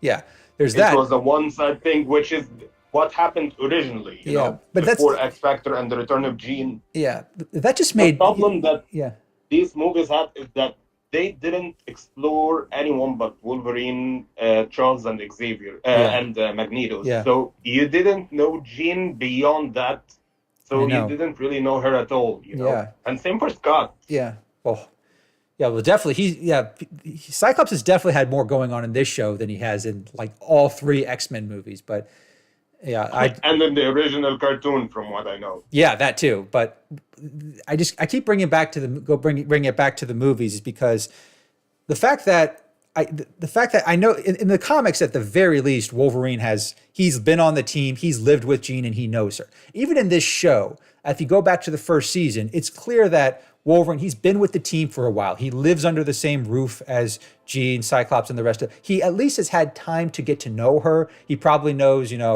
what she eats for breakfast. Probably knows, what she likes to do in her downtime. Like that. At the very least, he knows her. But in the movies, he doesn't have a chance to know her at all. Like at all. And how is that supposed to be meaningful? And the reason I relate this back to Jubilee and Sunspot is, they actually have had more time as a couple of dumb teenagers to get to know each other than Wolverine had in the Fox movies to get to know Jean. And that just is another example of how terrible those movies were with respect to something. Now I know that was a bit of a rant and that was a bit off topic, but I feel like that is a good way to contrast what the show is doing with its romantic subplots. Like Jubilee, the difference is also yeah. that as we talked about it, Jubilee and Sunspot, maybe they grow into something like a real romance, but it's a teen thing so far. Yeah. Whereas the movies took it like, oh, okay, this guy is like 300 years old and he never met his love of his life until like 3 minutes before she died. For some reason, like, that's their take on it.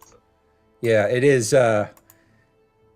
It is a much better, at least a better circumstances. But yeah, I do like what they're doing so far. The fact that, look, I have this image back up again. They both have a fondness for coats. That's another thing they have in common. They also were watching a movie. The pairs they were watching, I think, of some kind of teen romance. It looked like Peter Parker and Gwen Stacy. Yeah, it looked exactly like that. Yeah. So the fact that the fact that those minor details they show, they have some similar tastes. They have things that they have in common that don't just involve the X-Men. And it's those personal details that you just don't get. You did that aren't really tried much in any of the other recent Marvel shows, and they weren't tried in the Fox movies at all. So I just think if they want to make Jubilee and Sunspot a long-term thing that kind of blossoms into something better, I'm all for it. I think it would be a good way of showing that Jubilee has matured, because in 5 seasons of the original show, all she had were a few crushes here and there. Yeah, she had a crush on Longshot, and that was about it. And I was talking to a couple of friends on Instagram about that, and we had a funny discourse about if they synergize that in the comics, if they make Jubilee and Sunspot a thing in the comics, that would be it will be weird, because then Sunspot will officially has one type of girls, and that's single moms. If you think about it, Deathbird, Jubilee, like they do that, like he has it for single moms, Yeah.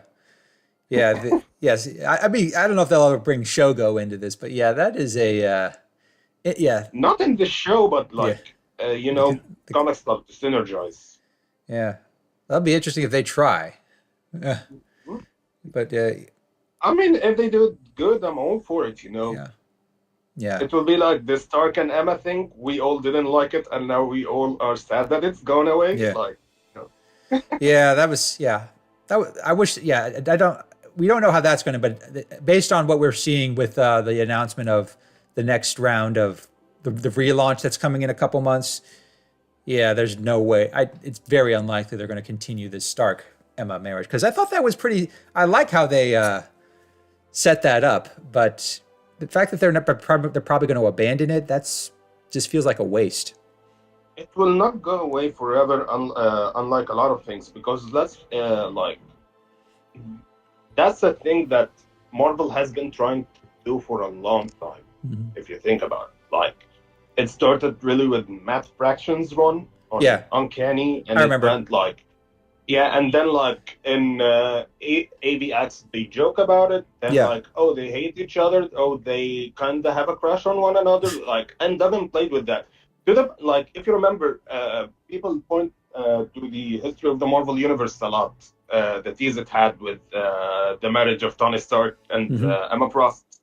That was a joke. Yeah. Mark Waid said it was a joke he made because like he knows that that's something some people want, some people hate. Like it was made a joke, and like when Jerry Duggan did it in Iron Man, he was like, "I owe Mark Waid 20 bucks, $20 or something." Like they wrote That's something together. hilarious. That's hilarious. But yeah, because here's the thing about it's weird because Tony Stark and Emma Frost are both so insanely self-absorbed, and they have a dynamic where they can love and hate each other, but at the same time that's a dynamic that can actually work romantically. They, It they are the same yet they are opposite.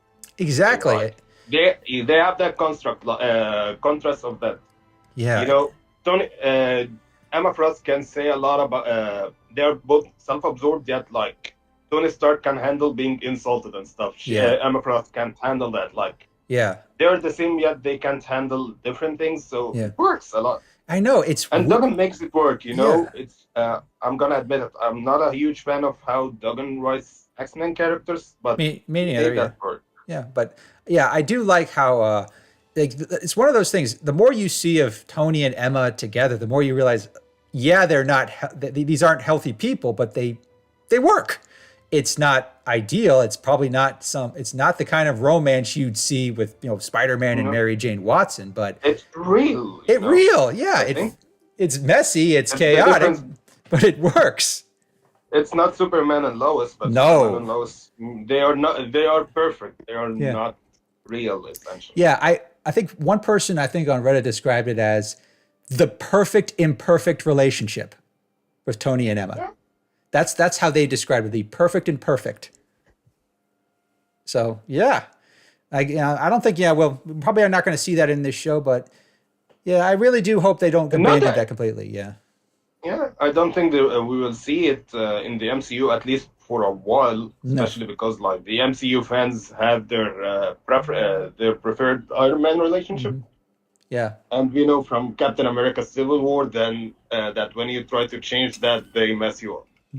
Remember Civil Yeah. War and how they handled Sharon Carter? Oh yeah, that was a Yeah, dis- remember that? yeah, I have my feelings about how the MCU has handled romance.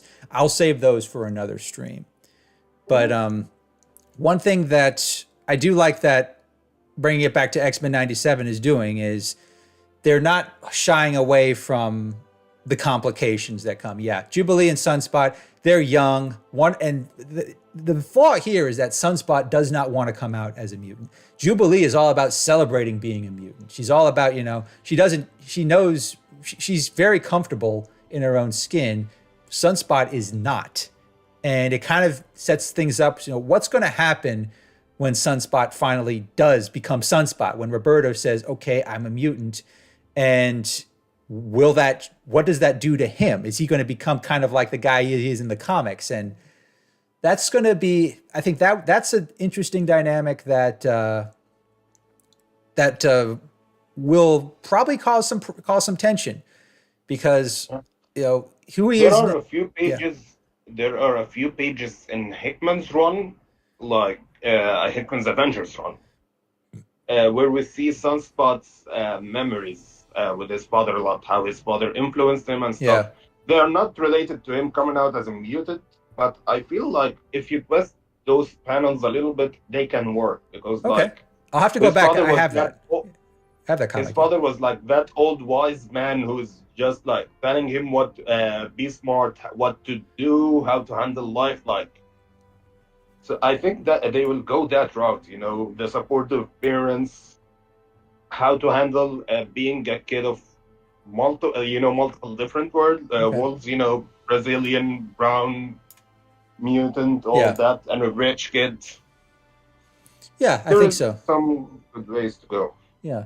So we'll have to see. I think it's interesting because I feel like when Roberto finally does come out as a mutant, maybe he's going to do that in the final episode. Maybe when the Sentinels attack Genosha, that'll be his moment, and that could kind of set things up for what will happen with them moving forward. But another relationship I think I do want to touch on briefly is I want to talk a bit about what's going on with Rogue, Magneto, and Gambit, because I know I mentioned it a little earlier, but I feel like I know they never mentioned Magneto and Rogue being a thing in the old series, but the thing is that they were an item in the comics, and I think But one thing that I saw from the old series is whenever Rogue has an opportunity to touch someone, like when the Brood show up, she really is always tempted by that. She's always tempted by the idea of actually having a more traditional physical relationship with someone, and every time she embraces that chance, it goes horribly, horribly wrong. But Gambit, he knows what the complications are, but that doesn't dissuade him. With Magneto, the thing is, he does make clear in episode 4, he knows Rogue. He knows how how she takes her coffee. That's something Wolverine never knew about Jean in the movies, by the way, but that's neither here nor there. But the fact that Magneto knows Rogue on that level, it kind of shows, his interest in her is real, but with Rogue, coming from Rogue's perspective, you got to wonder, is she drawn to him just because, he can negate her powers, she can be with him in a way that she can't be with anyone else? Or is it because she actually cares for him? I feel like that's sort of the tension here. Yeah. So, Thunder. I think they'll try to play with that, but they won't play with it for too long, especially because, in a way, that's an old plot. Like it is. That was the plot of Rogue and Iceman for 5 different movies.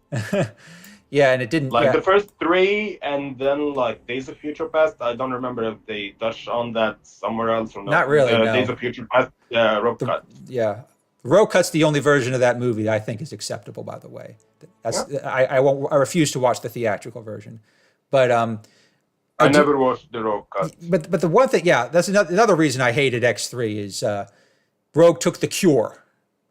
She's had a chance in the comics. She also has had chances in the very first season of this of the original '90s show. Remember, she went to Muir Island. She thought that there was a cure being developed that she didn't know at the time it was because of Apocalypse, but she thought about taking it but chose not to eventually. And the fact that she chose to in the movies, that's just a complete perversion of her character. Because I think it's because unlike maybe the comics or something, or the show, in the movies she was really invested in Iceman, and he was starting to flirt with Kitty a little bit, and that tension, and they are teenagers after all. They don't think everything through, so that's why she it's acceptable for me that she took the cure in that instance. Yeah, but and we know it didn't last, but back, everyone got it. Yeah, even if it's understandable for someone in that situation, for Rogue as a character, it just it's antithetical to the Rogue that has been established in so many meetings, both in this show and in the comics. So I never liked. We're circling back to the problem that they never handled characters well. Fox never did. Yeah, there's a whole. We could do a whole different stream on that, but I don't want to dwell too much on it. But that's kind of. A couple of streams, not just one, Yeah. We'll probably need more than one to cover all that crap. But for at least in this situation in the series, I'm pretty sure even Rogue's voice actress Lorna Zahn, she says Rogue and Gambit, they are the end game. So I don't doubt for a second that eventually Rogue is going to favor Gambit, because Gambit, even though they can't touch, the fact that he still loves her, that says a lot considering his history. And it's the drama, X-Men is the drama, and the drama part of that drama is with their iconic couples, facing weird shit that and they still pass Yeah. they get through them better. Yeah. Yeah, exactly. And I think Magneto, knowing Magneto, I don't know this for sure. He's going to kind of, at some point, he's going to exploit his ability to hold Rogue's hand and kiss her to try to, win her to his side. Because even if he does care for her, a part of him also probably thinks that she's also super strong. She has Carol Danvers' flight and strength. If I'm going to, wage my war, I need someone like that on my side. And he's not above manipulating her to his own ends, even if he cares about her. And that's another thing about Magneto. He is willing to, we saw this in X-Men Evolution, and we saw this in Wolverine and the X-Men. He is willing to manipulate those that he cares about. Like what he did with Wanda in X-Men Evolution is dark, to say the very least. So, House of M. Like people, I know people like to crap on it a lot and crap on Wanda a lot, but House of M, or specifically the No More Mutants segment, is the result of Magneto manipulating everyone around him. Exactly. Yeah. And who knows? Maybe House of M will be adapted somehow in a future season. We did one thing that I don't think, Warlon, if you or anyone know this, but both Craig Kyle and Chris Yost, they were the ones behind Wolverine and the X-Men. And they announced at one point that season 2, we already knew that was going to be Age of Apocalypse. But they said if season 3 had happened, they would have adapted House of M. Now, they didn't say how they would have adapted it. I certainly would have my theories, but the fact that they were planning to adapt House of M for a season of Wolverine and the X, maybe in a future season of this show, that's what they'll try to do. Like maybe like they'll have a season that kind of starts off with this big Magneto trying to enlist his children to help him in his agenda, but something goes horribly wrong, as it often does. And remember, House of M actually involved many more characters throughout the Marvel Universe. That could be another way for them. It could be sort of like what Secret Wars was to the Spider-Man cartoon. Yeah. I don't think that they will touch on it in the show, because it's a Marvel it's gonna be a Marvel Universe thing. It's gonna be an Elizabeth Olsen-led event, maybe, or something like that. Yeah, I don't think the MCU, no, but this show, I think if it goes on long enough, if they get to season 3, fingers crossed they do, and I think maybe by then Magneto is going to. I don't think he's going to maintain control of the X-Men for long, because he never does. But at some point, he's going to want to do something with something to essentially win this war that he thinks he's been fighting. And whether it's through Wanda, or maybe here's another thing. I also think Sinister might. If he's the reason why Emma Frost has if he can give Emma a secondary mutation, and if Sinister wants a timeline where Apocalypse doesn't reign, maybe he helps Magneto, maybe directly or indirectly. Because one plot that from the Grant Morrison era that also they might adapt is, remember mutant growth hormone? Oh yeah, I remember that. Yeah, mutant growth hormone was definitely, I don't think they could have adapted that in the 90s because of the whole drug references, but I think today they definitely could do something like that. Like, what if they gave Wanda mutant growth hormone, and that's what sends her powers into overdrive? And or maybe Sinister manipulates her. Remember, I think he mentioned it recently in Immortal X-Men. Yeah. I don't think if it was him or Bishop and Marauders, like one of those two. Yeah. And they were like talking about the problems mutant facing. I think it was the Eternals, and whoever came up with the idea, he was like, let's just clone one and make the body say no more, whatever the threat was. yeah, that was a good. It was an offhand joke, but I don't think it was entirely a joke. I know that. Yeah, it's possible, Yeah. It's easy to do that. Yeah, and Sinister's definitely been. I think episode 3 established just how menacing he can be. Like we know in the comics from Sins of Sinister, he can corrupt people. Like, what if he when what if he had that put that diamond in Wanda's forehead? What would she have done? That could really mess things up in a major way, and like it could create this whole alternate universe where Xavier's might not even be around, and it would certainly mess things up for a lot of people. So, but yeah, that's an interesting idea. I don't know if they set that up on the show or not, but that even the comics writers forget that nowadays. Yeah. Nowadays, but like Sinister has mind controlling powers. He has telepathic and telekinetic abilities. Yeah, but he also has, beyond that, he can also corrupt people. Like, I think Sinister, he's always been a guy, he likes to work smarter than how he does. Why constantly control someone when you can just corrupt them and then they just kind of do what you want without you having to do anything? He's very devious in that respect. And that's kind of what makes him such a tenacious villain.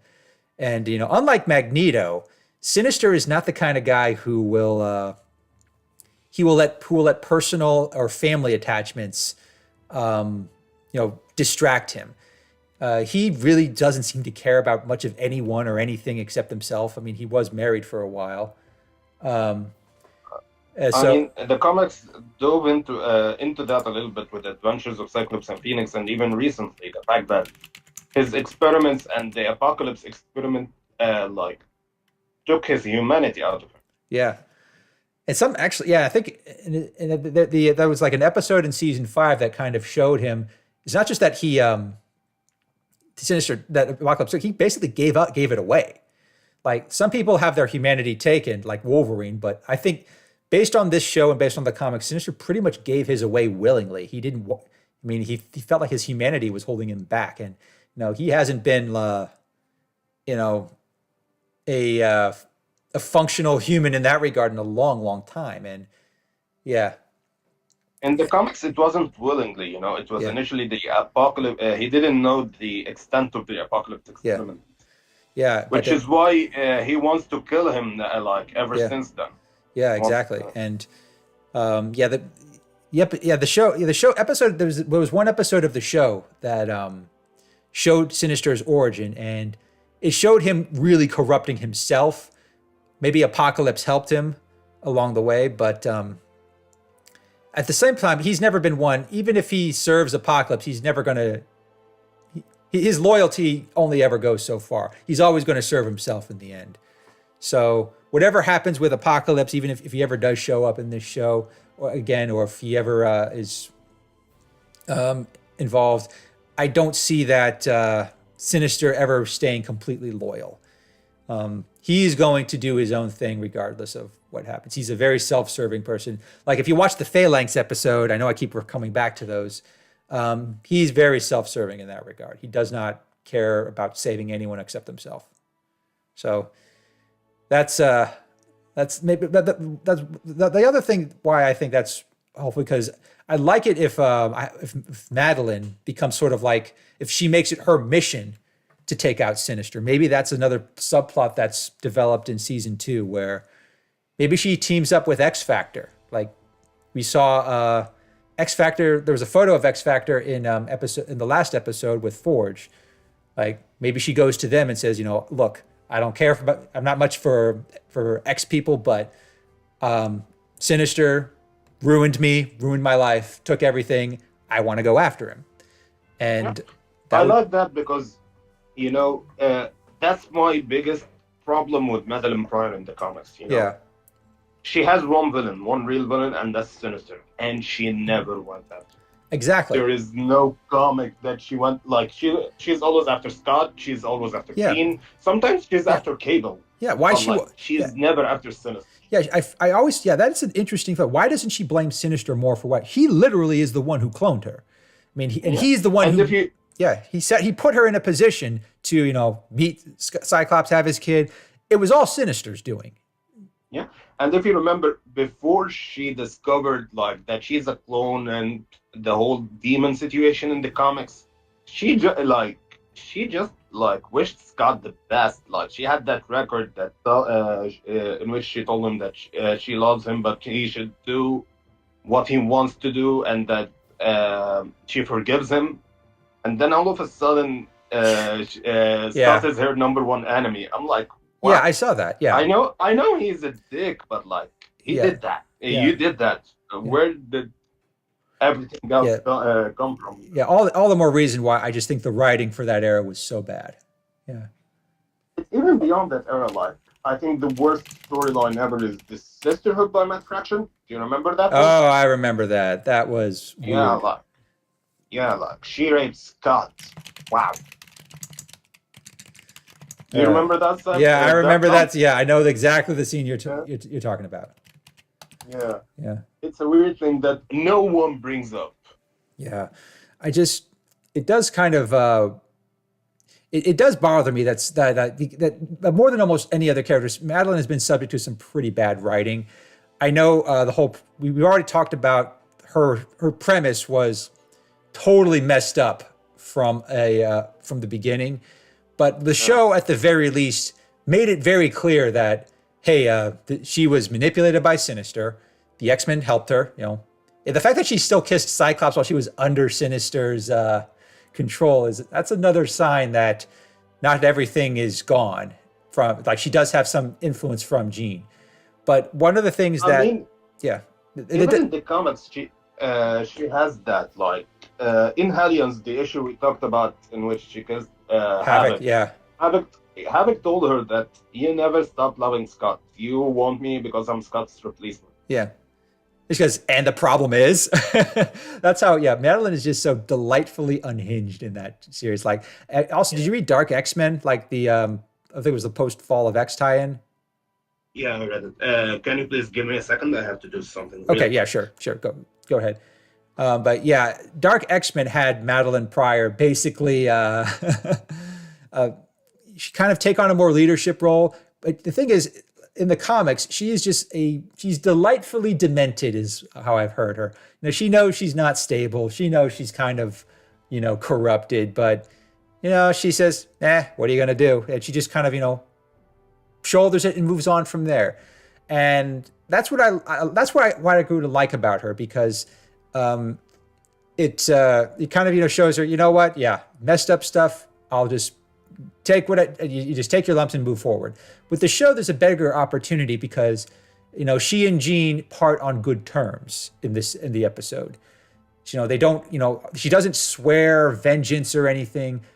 She does, she wants to find her own path, but she knows at least if there's someone who's to blame for all of this, it's Sinister, not Cyclops, not Jean, it's Sinister.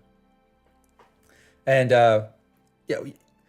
Afro, I think there was a thing with Nate Gray, the other that was like something that happened in the in the 90s. I don't remember when, but I don't recall. I don't even think anyone knows if that's canon anymore. But yeah, I would definitely like to see Madeline come back in a later season, maybe even get referenced in later on this season. But I just like the idea that she at least knows who to channel her anger on, and that's something that the comics totally botched in so many ways. So I don't know where that'll lead her. Maybe if it leads her to X Factor, that'll complicate things, because in the comics right now, Madeline is with Havoc, but in the show, Havoc was with Polaris.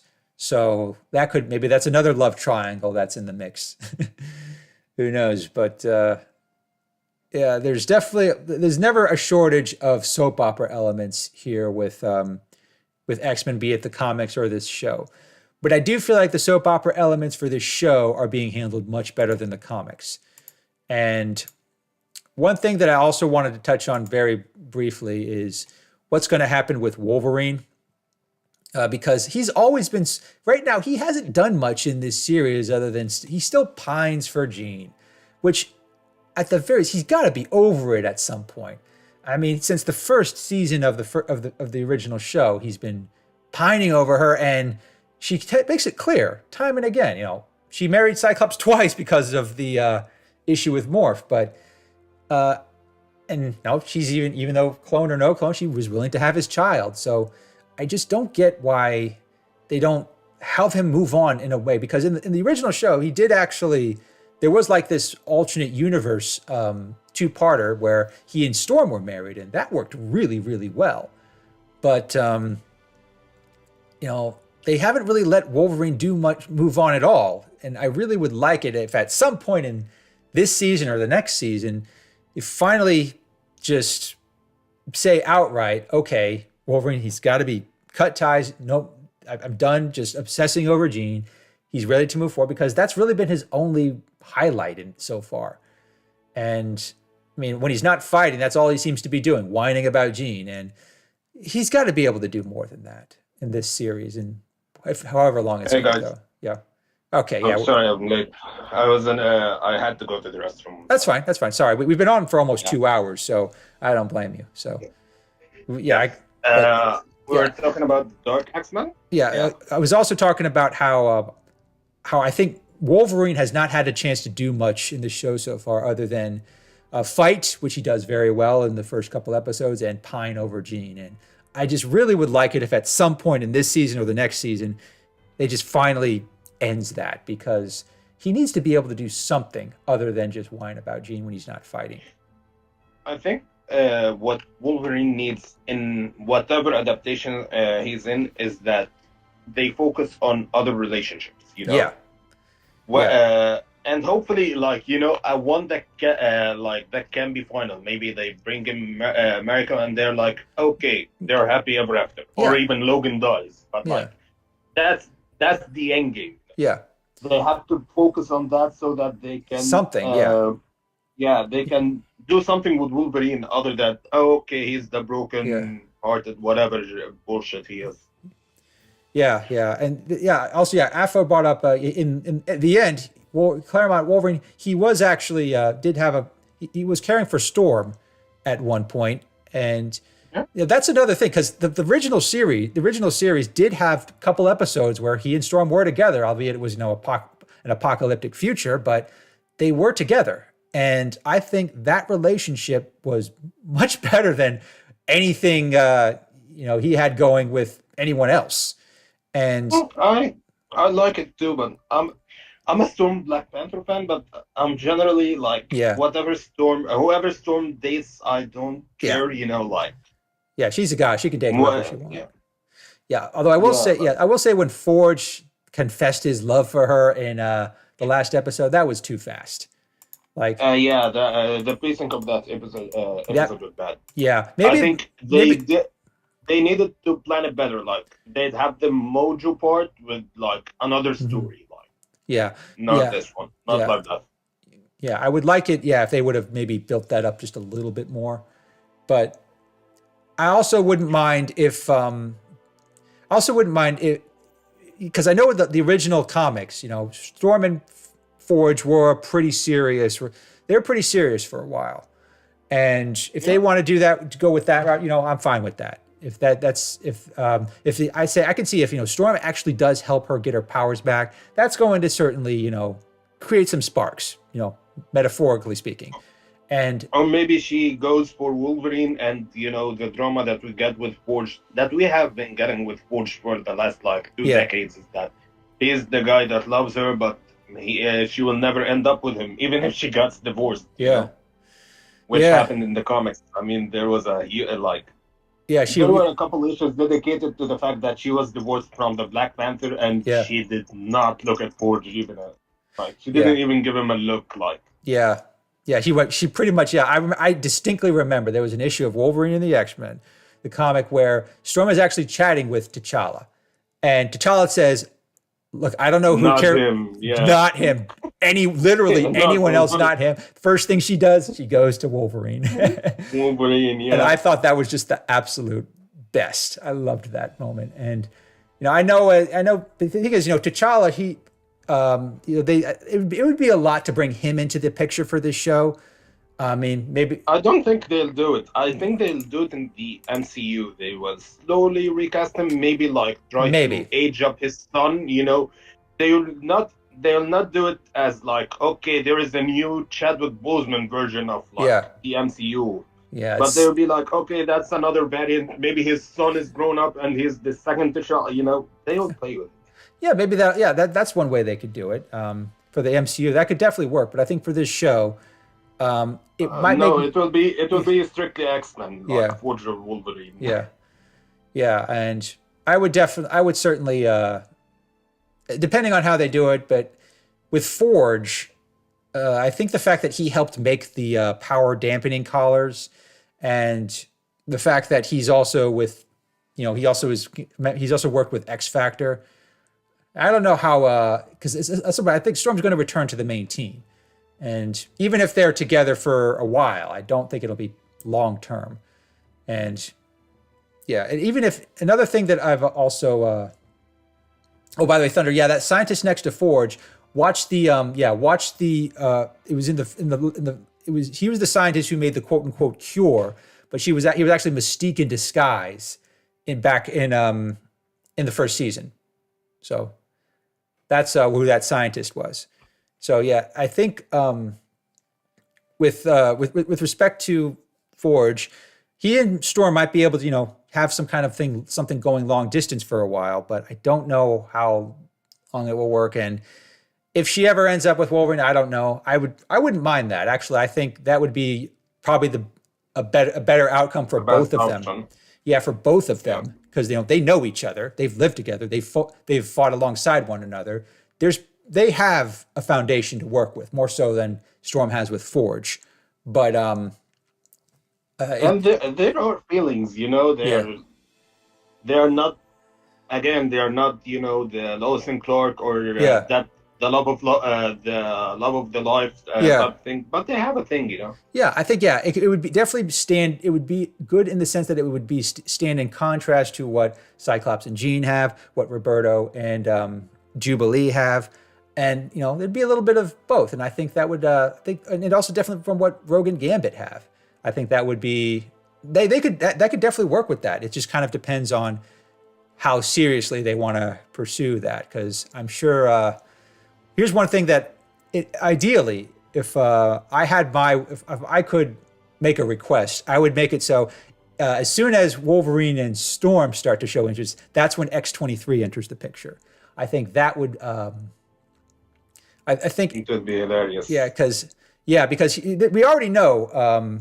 If Episode 3 has established clones are a thing, and Sinister is he can, if he can clone Jean Grey, then yeah. Who could he could clone? He could create X-23, but it would be redundant if you think about it, because we're already doing that with Cable, Jean, and Scott. Yeah, exactly. But who's to say how if they were to do this, they could probably set it up that, well, in order to perfect the cloning process that he used on Jean.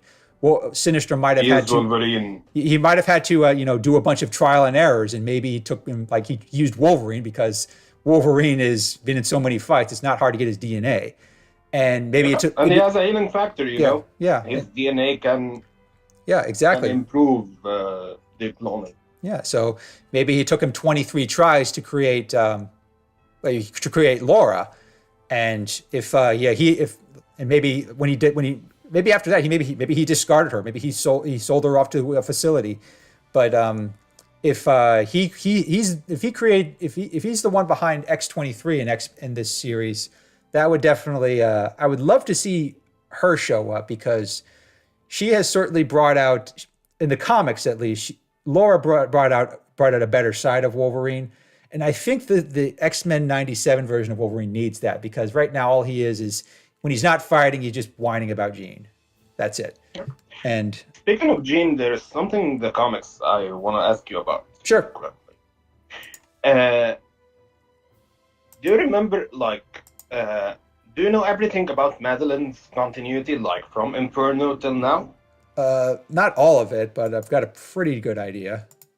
Yeah, because there is a theory I had for a while, and Jordan White talked about it on AIPT once, and that is that Madeline never showed up since Inferno because she was inside Jean this whole time, they merged. And the idea is that when they merged in Inferno, Jean gave up the Phoenix and quote-unquote Madeline during Judgment. But after that, there were no indications of anything about Madeline until Nick Gray tried to enter Jean's mind, and he ended up creating that construct. Interesting. And since then, that's the idea. The construct is the one we are dealing with.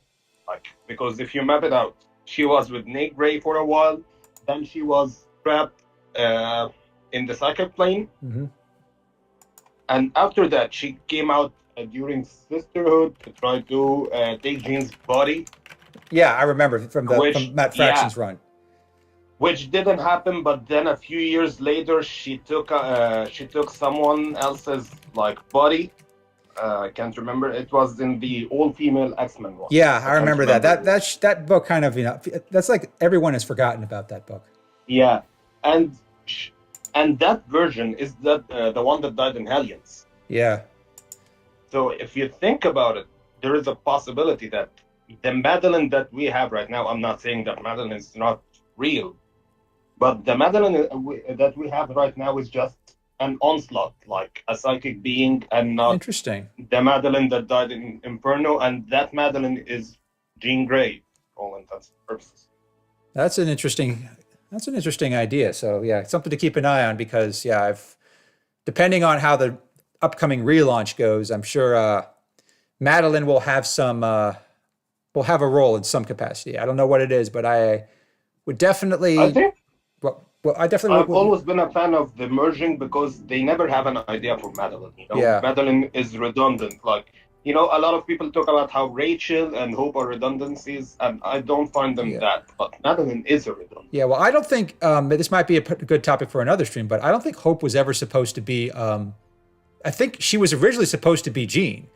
Like Jean, yeah, I remember that idea. Because for a long time, and I hated that. Yeah, I didn't like it either. She was supposed to be Jean reincarnated, just like Madeline. Yeah.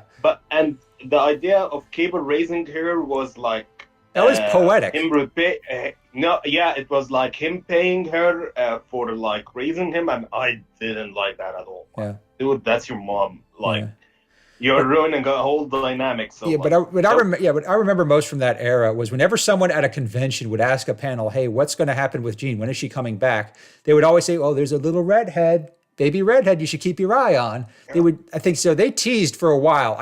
They probably had a plan that Hope Summers was never going to be. Jean Grey. Yeah, but for some reason they changed it. They teased it like in her original the debut during Messiah Complex, because like when Cyclops held her, she was like he had the locket, the locket with him and Jean. That was a beautiful moment. I love that moment.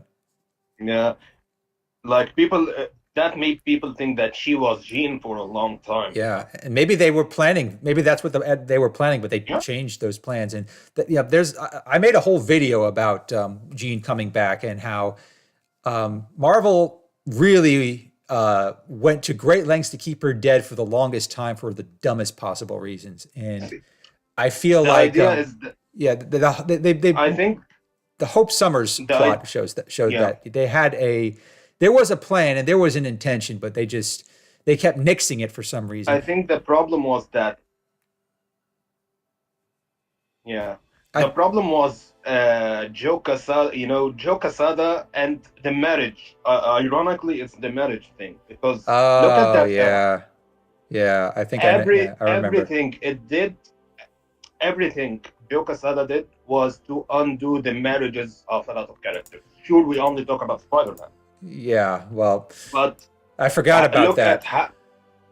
Look at how many times did he like ruin Peter David's ideas for Quicksilver and Crystal? Yeah. Or Bendis's ideas for Hawkeye and Mockingbird. Or I'm forgetting now, but like I did a post about that on Instagram. There are like more than 10. Reed and Sue were gonna be his victims, but then like Rise of the Silver Surfer came out, which saved their marriage. Jeez. But then if he was going to go after Reed and Sue, then that's he terrible. went. Like the problem with the Mark Miller run is that Joe Quesada was already going there. Man, yeah, They changed I it didn't last like Joe minute because Quesada. of the Yeah. movie. Yeah, I didn't like Joe Quesada for a lot of reasons. Now I have even more reasons not to like him. So Yeah. thanks. Yeah, And thanks. if you think about it, even Emma and Scott, like multiple writers tried to have them get married.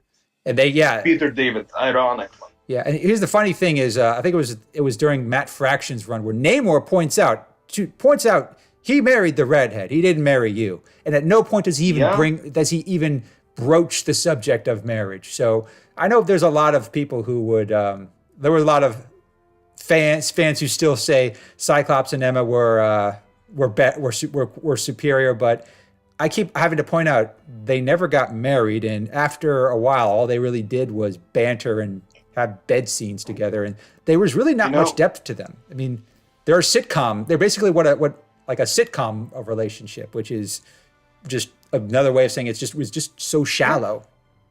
Yeah, Jean was always there. I don't think that it was shallow, but like people pretend that Jean was never a problem or that she was never like Cyclops' top priority. And Yeah. like minus Morrison, like in Morrison's run, maybe that's true. Yeah. Well, the thing about And it's a maybe, but like from Joss Whedon's, which is like the next run till AVX, Jean was there a lot.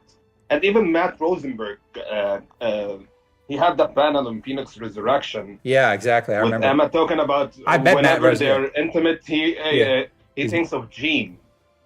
Yeah, exactly. And that's yeah, I've met Matthew Rosenberg in person. I actually got his autograph. I actually at Phoenix Resurrection, that's one of the comics I have autographed. It's on my wall right now. That's right next to me. And yeah, that was a moment that I think firmly established that no matter, even in Joss Whedon's, when Emma Frost acknowledged she was never going to be number one in his heart, never. Yeah. And no matter, even though, she says all the plastic surgery in the world and top telepath, and she's still number two. Yeah, and the dad is the number one. It was was it issue 3 or 4, I think. When they one or the other. When Logan on them. Yeah. It might have been the first, but yeah, that was just never going to, because the thing is, people forget the only reason they got together was because Jean pushed them. That was literally the end of Morrison's run. That was never going to work. And looking at it like retrospectively, I wonder which writer did that because Jean was coming back. Because if you remember, the first one who came up with the Jean should come back was Joss Whedon. Yeah, there was that fake cover. I remember that. Her back. He wanted to bring her back, but then Joe Quesada forbade him, so he brought back Colossus instead. I know, yeah. There was even a what if issue about like what if. Yeah, about that idea. Yeah, and I love that issue. The fact that a lot of what if books from that era are actually things that were gonna happen in canon, but Joe Quesada refused to make them that thing. Yeah. Just when I thought I couldn't dislike that man even more. It's bad enough he ruined Spider-Man, but he looks like he was on a warpath. He did a lot of great things, but that was not. He destroyed some characters. Yeah, Hank Pym especially. I think Hank Pym suffered a lot under him. Yeah, and well, he's gone now, so I'd like to look towards the future and. I am, but his era created a lot of fans, and a lot of people think of his Ant-Man and Wasp. They think of his Jean and Emma. He's gone, but like his imprint, his imprint is there, for a lot of people. Yeah, it is. Yeah, for better and for worse. So that's something to it's good retrospective. So it'd be interesting to see.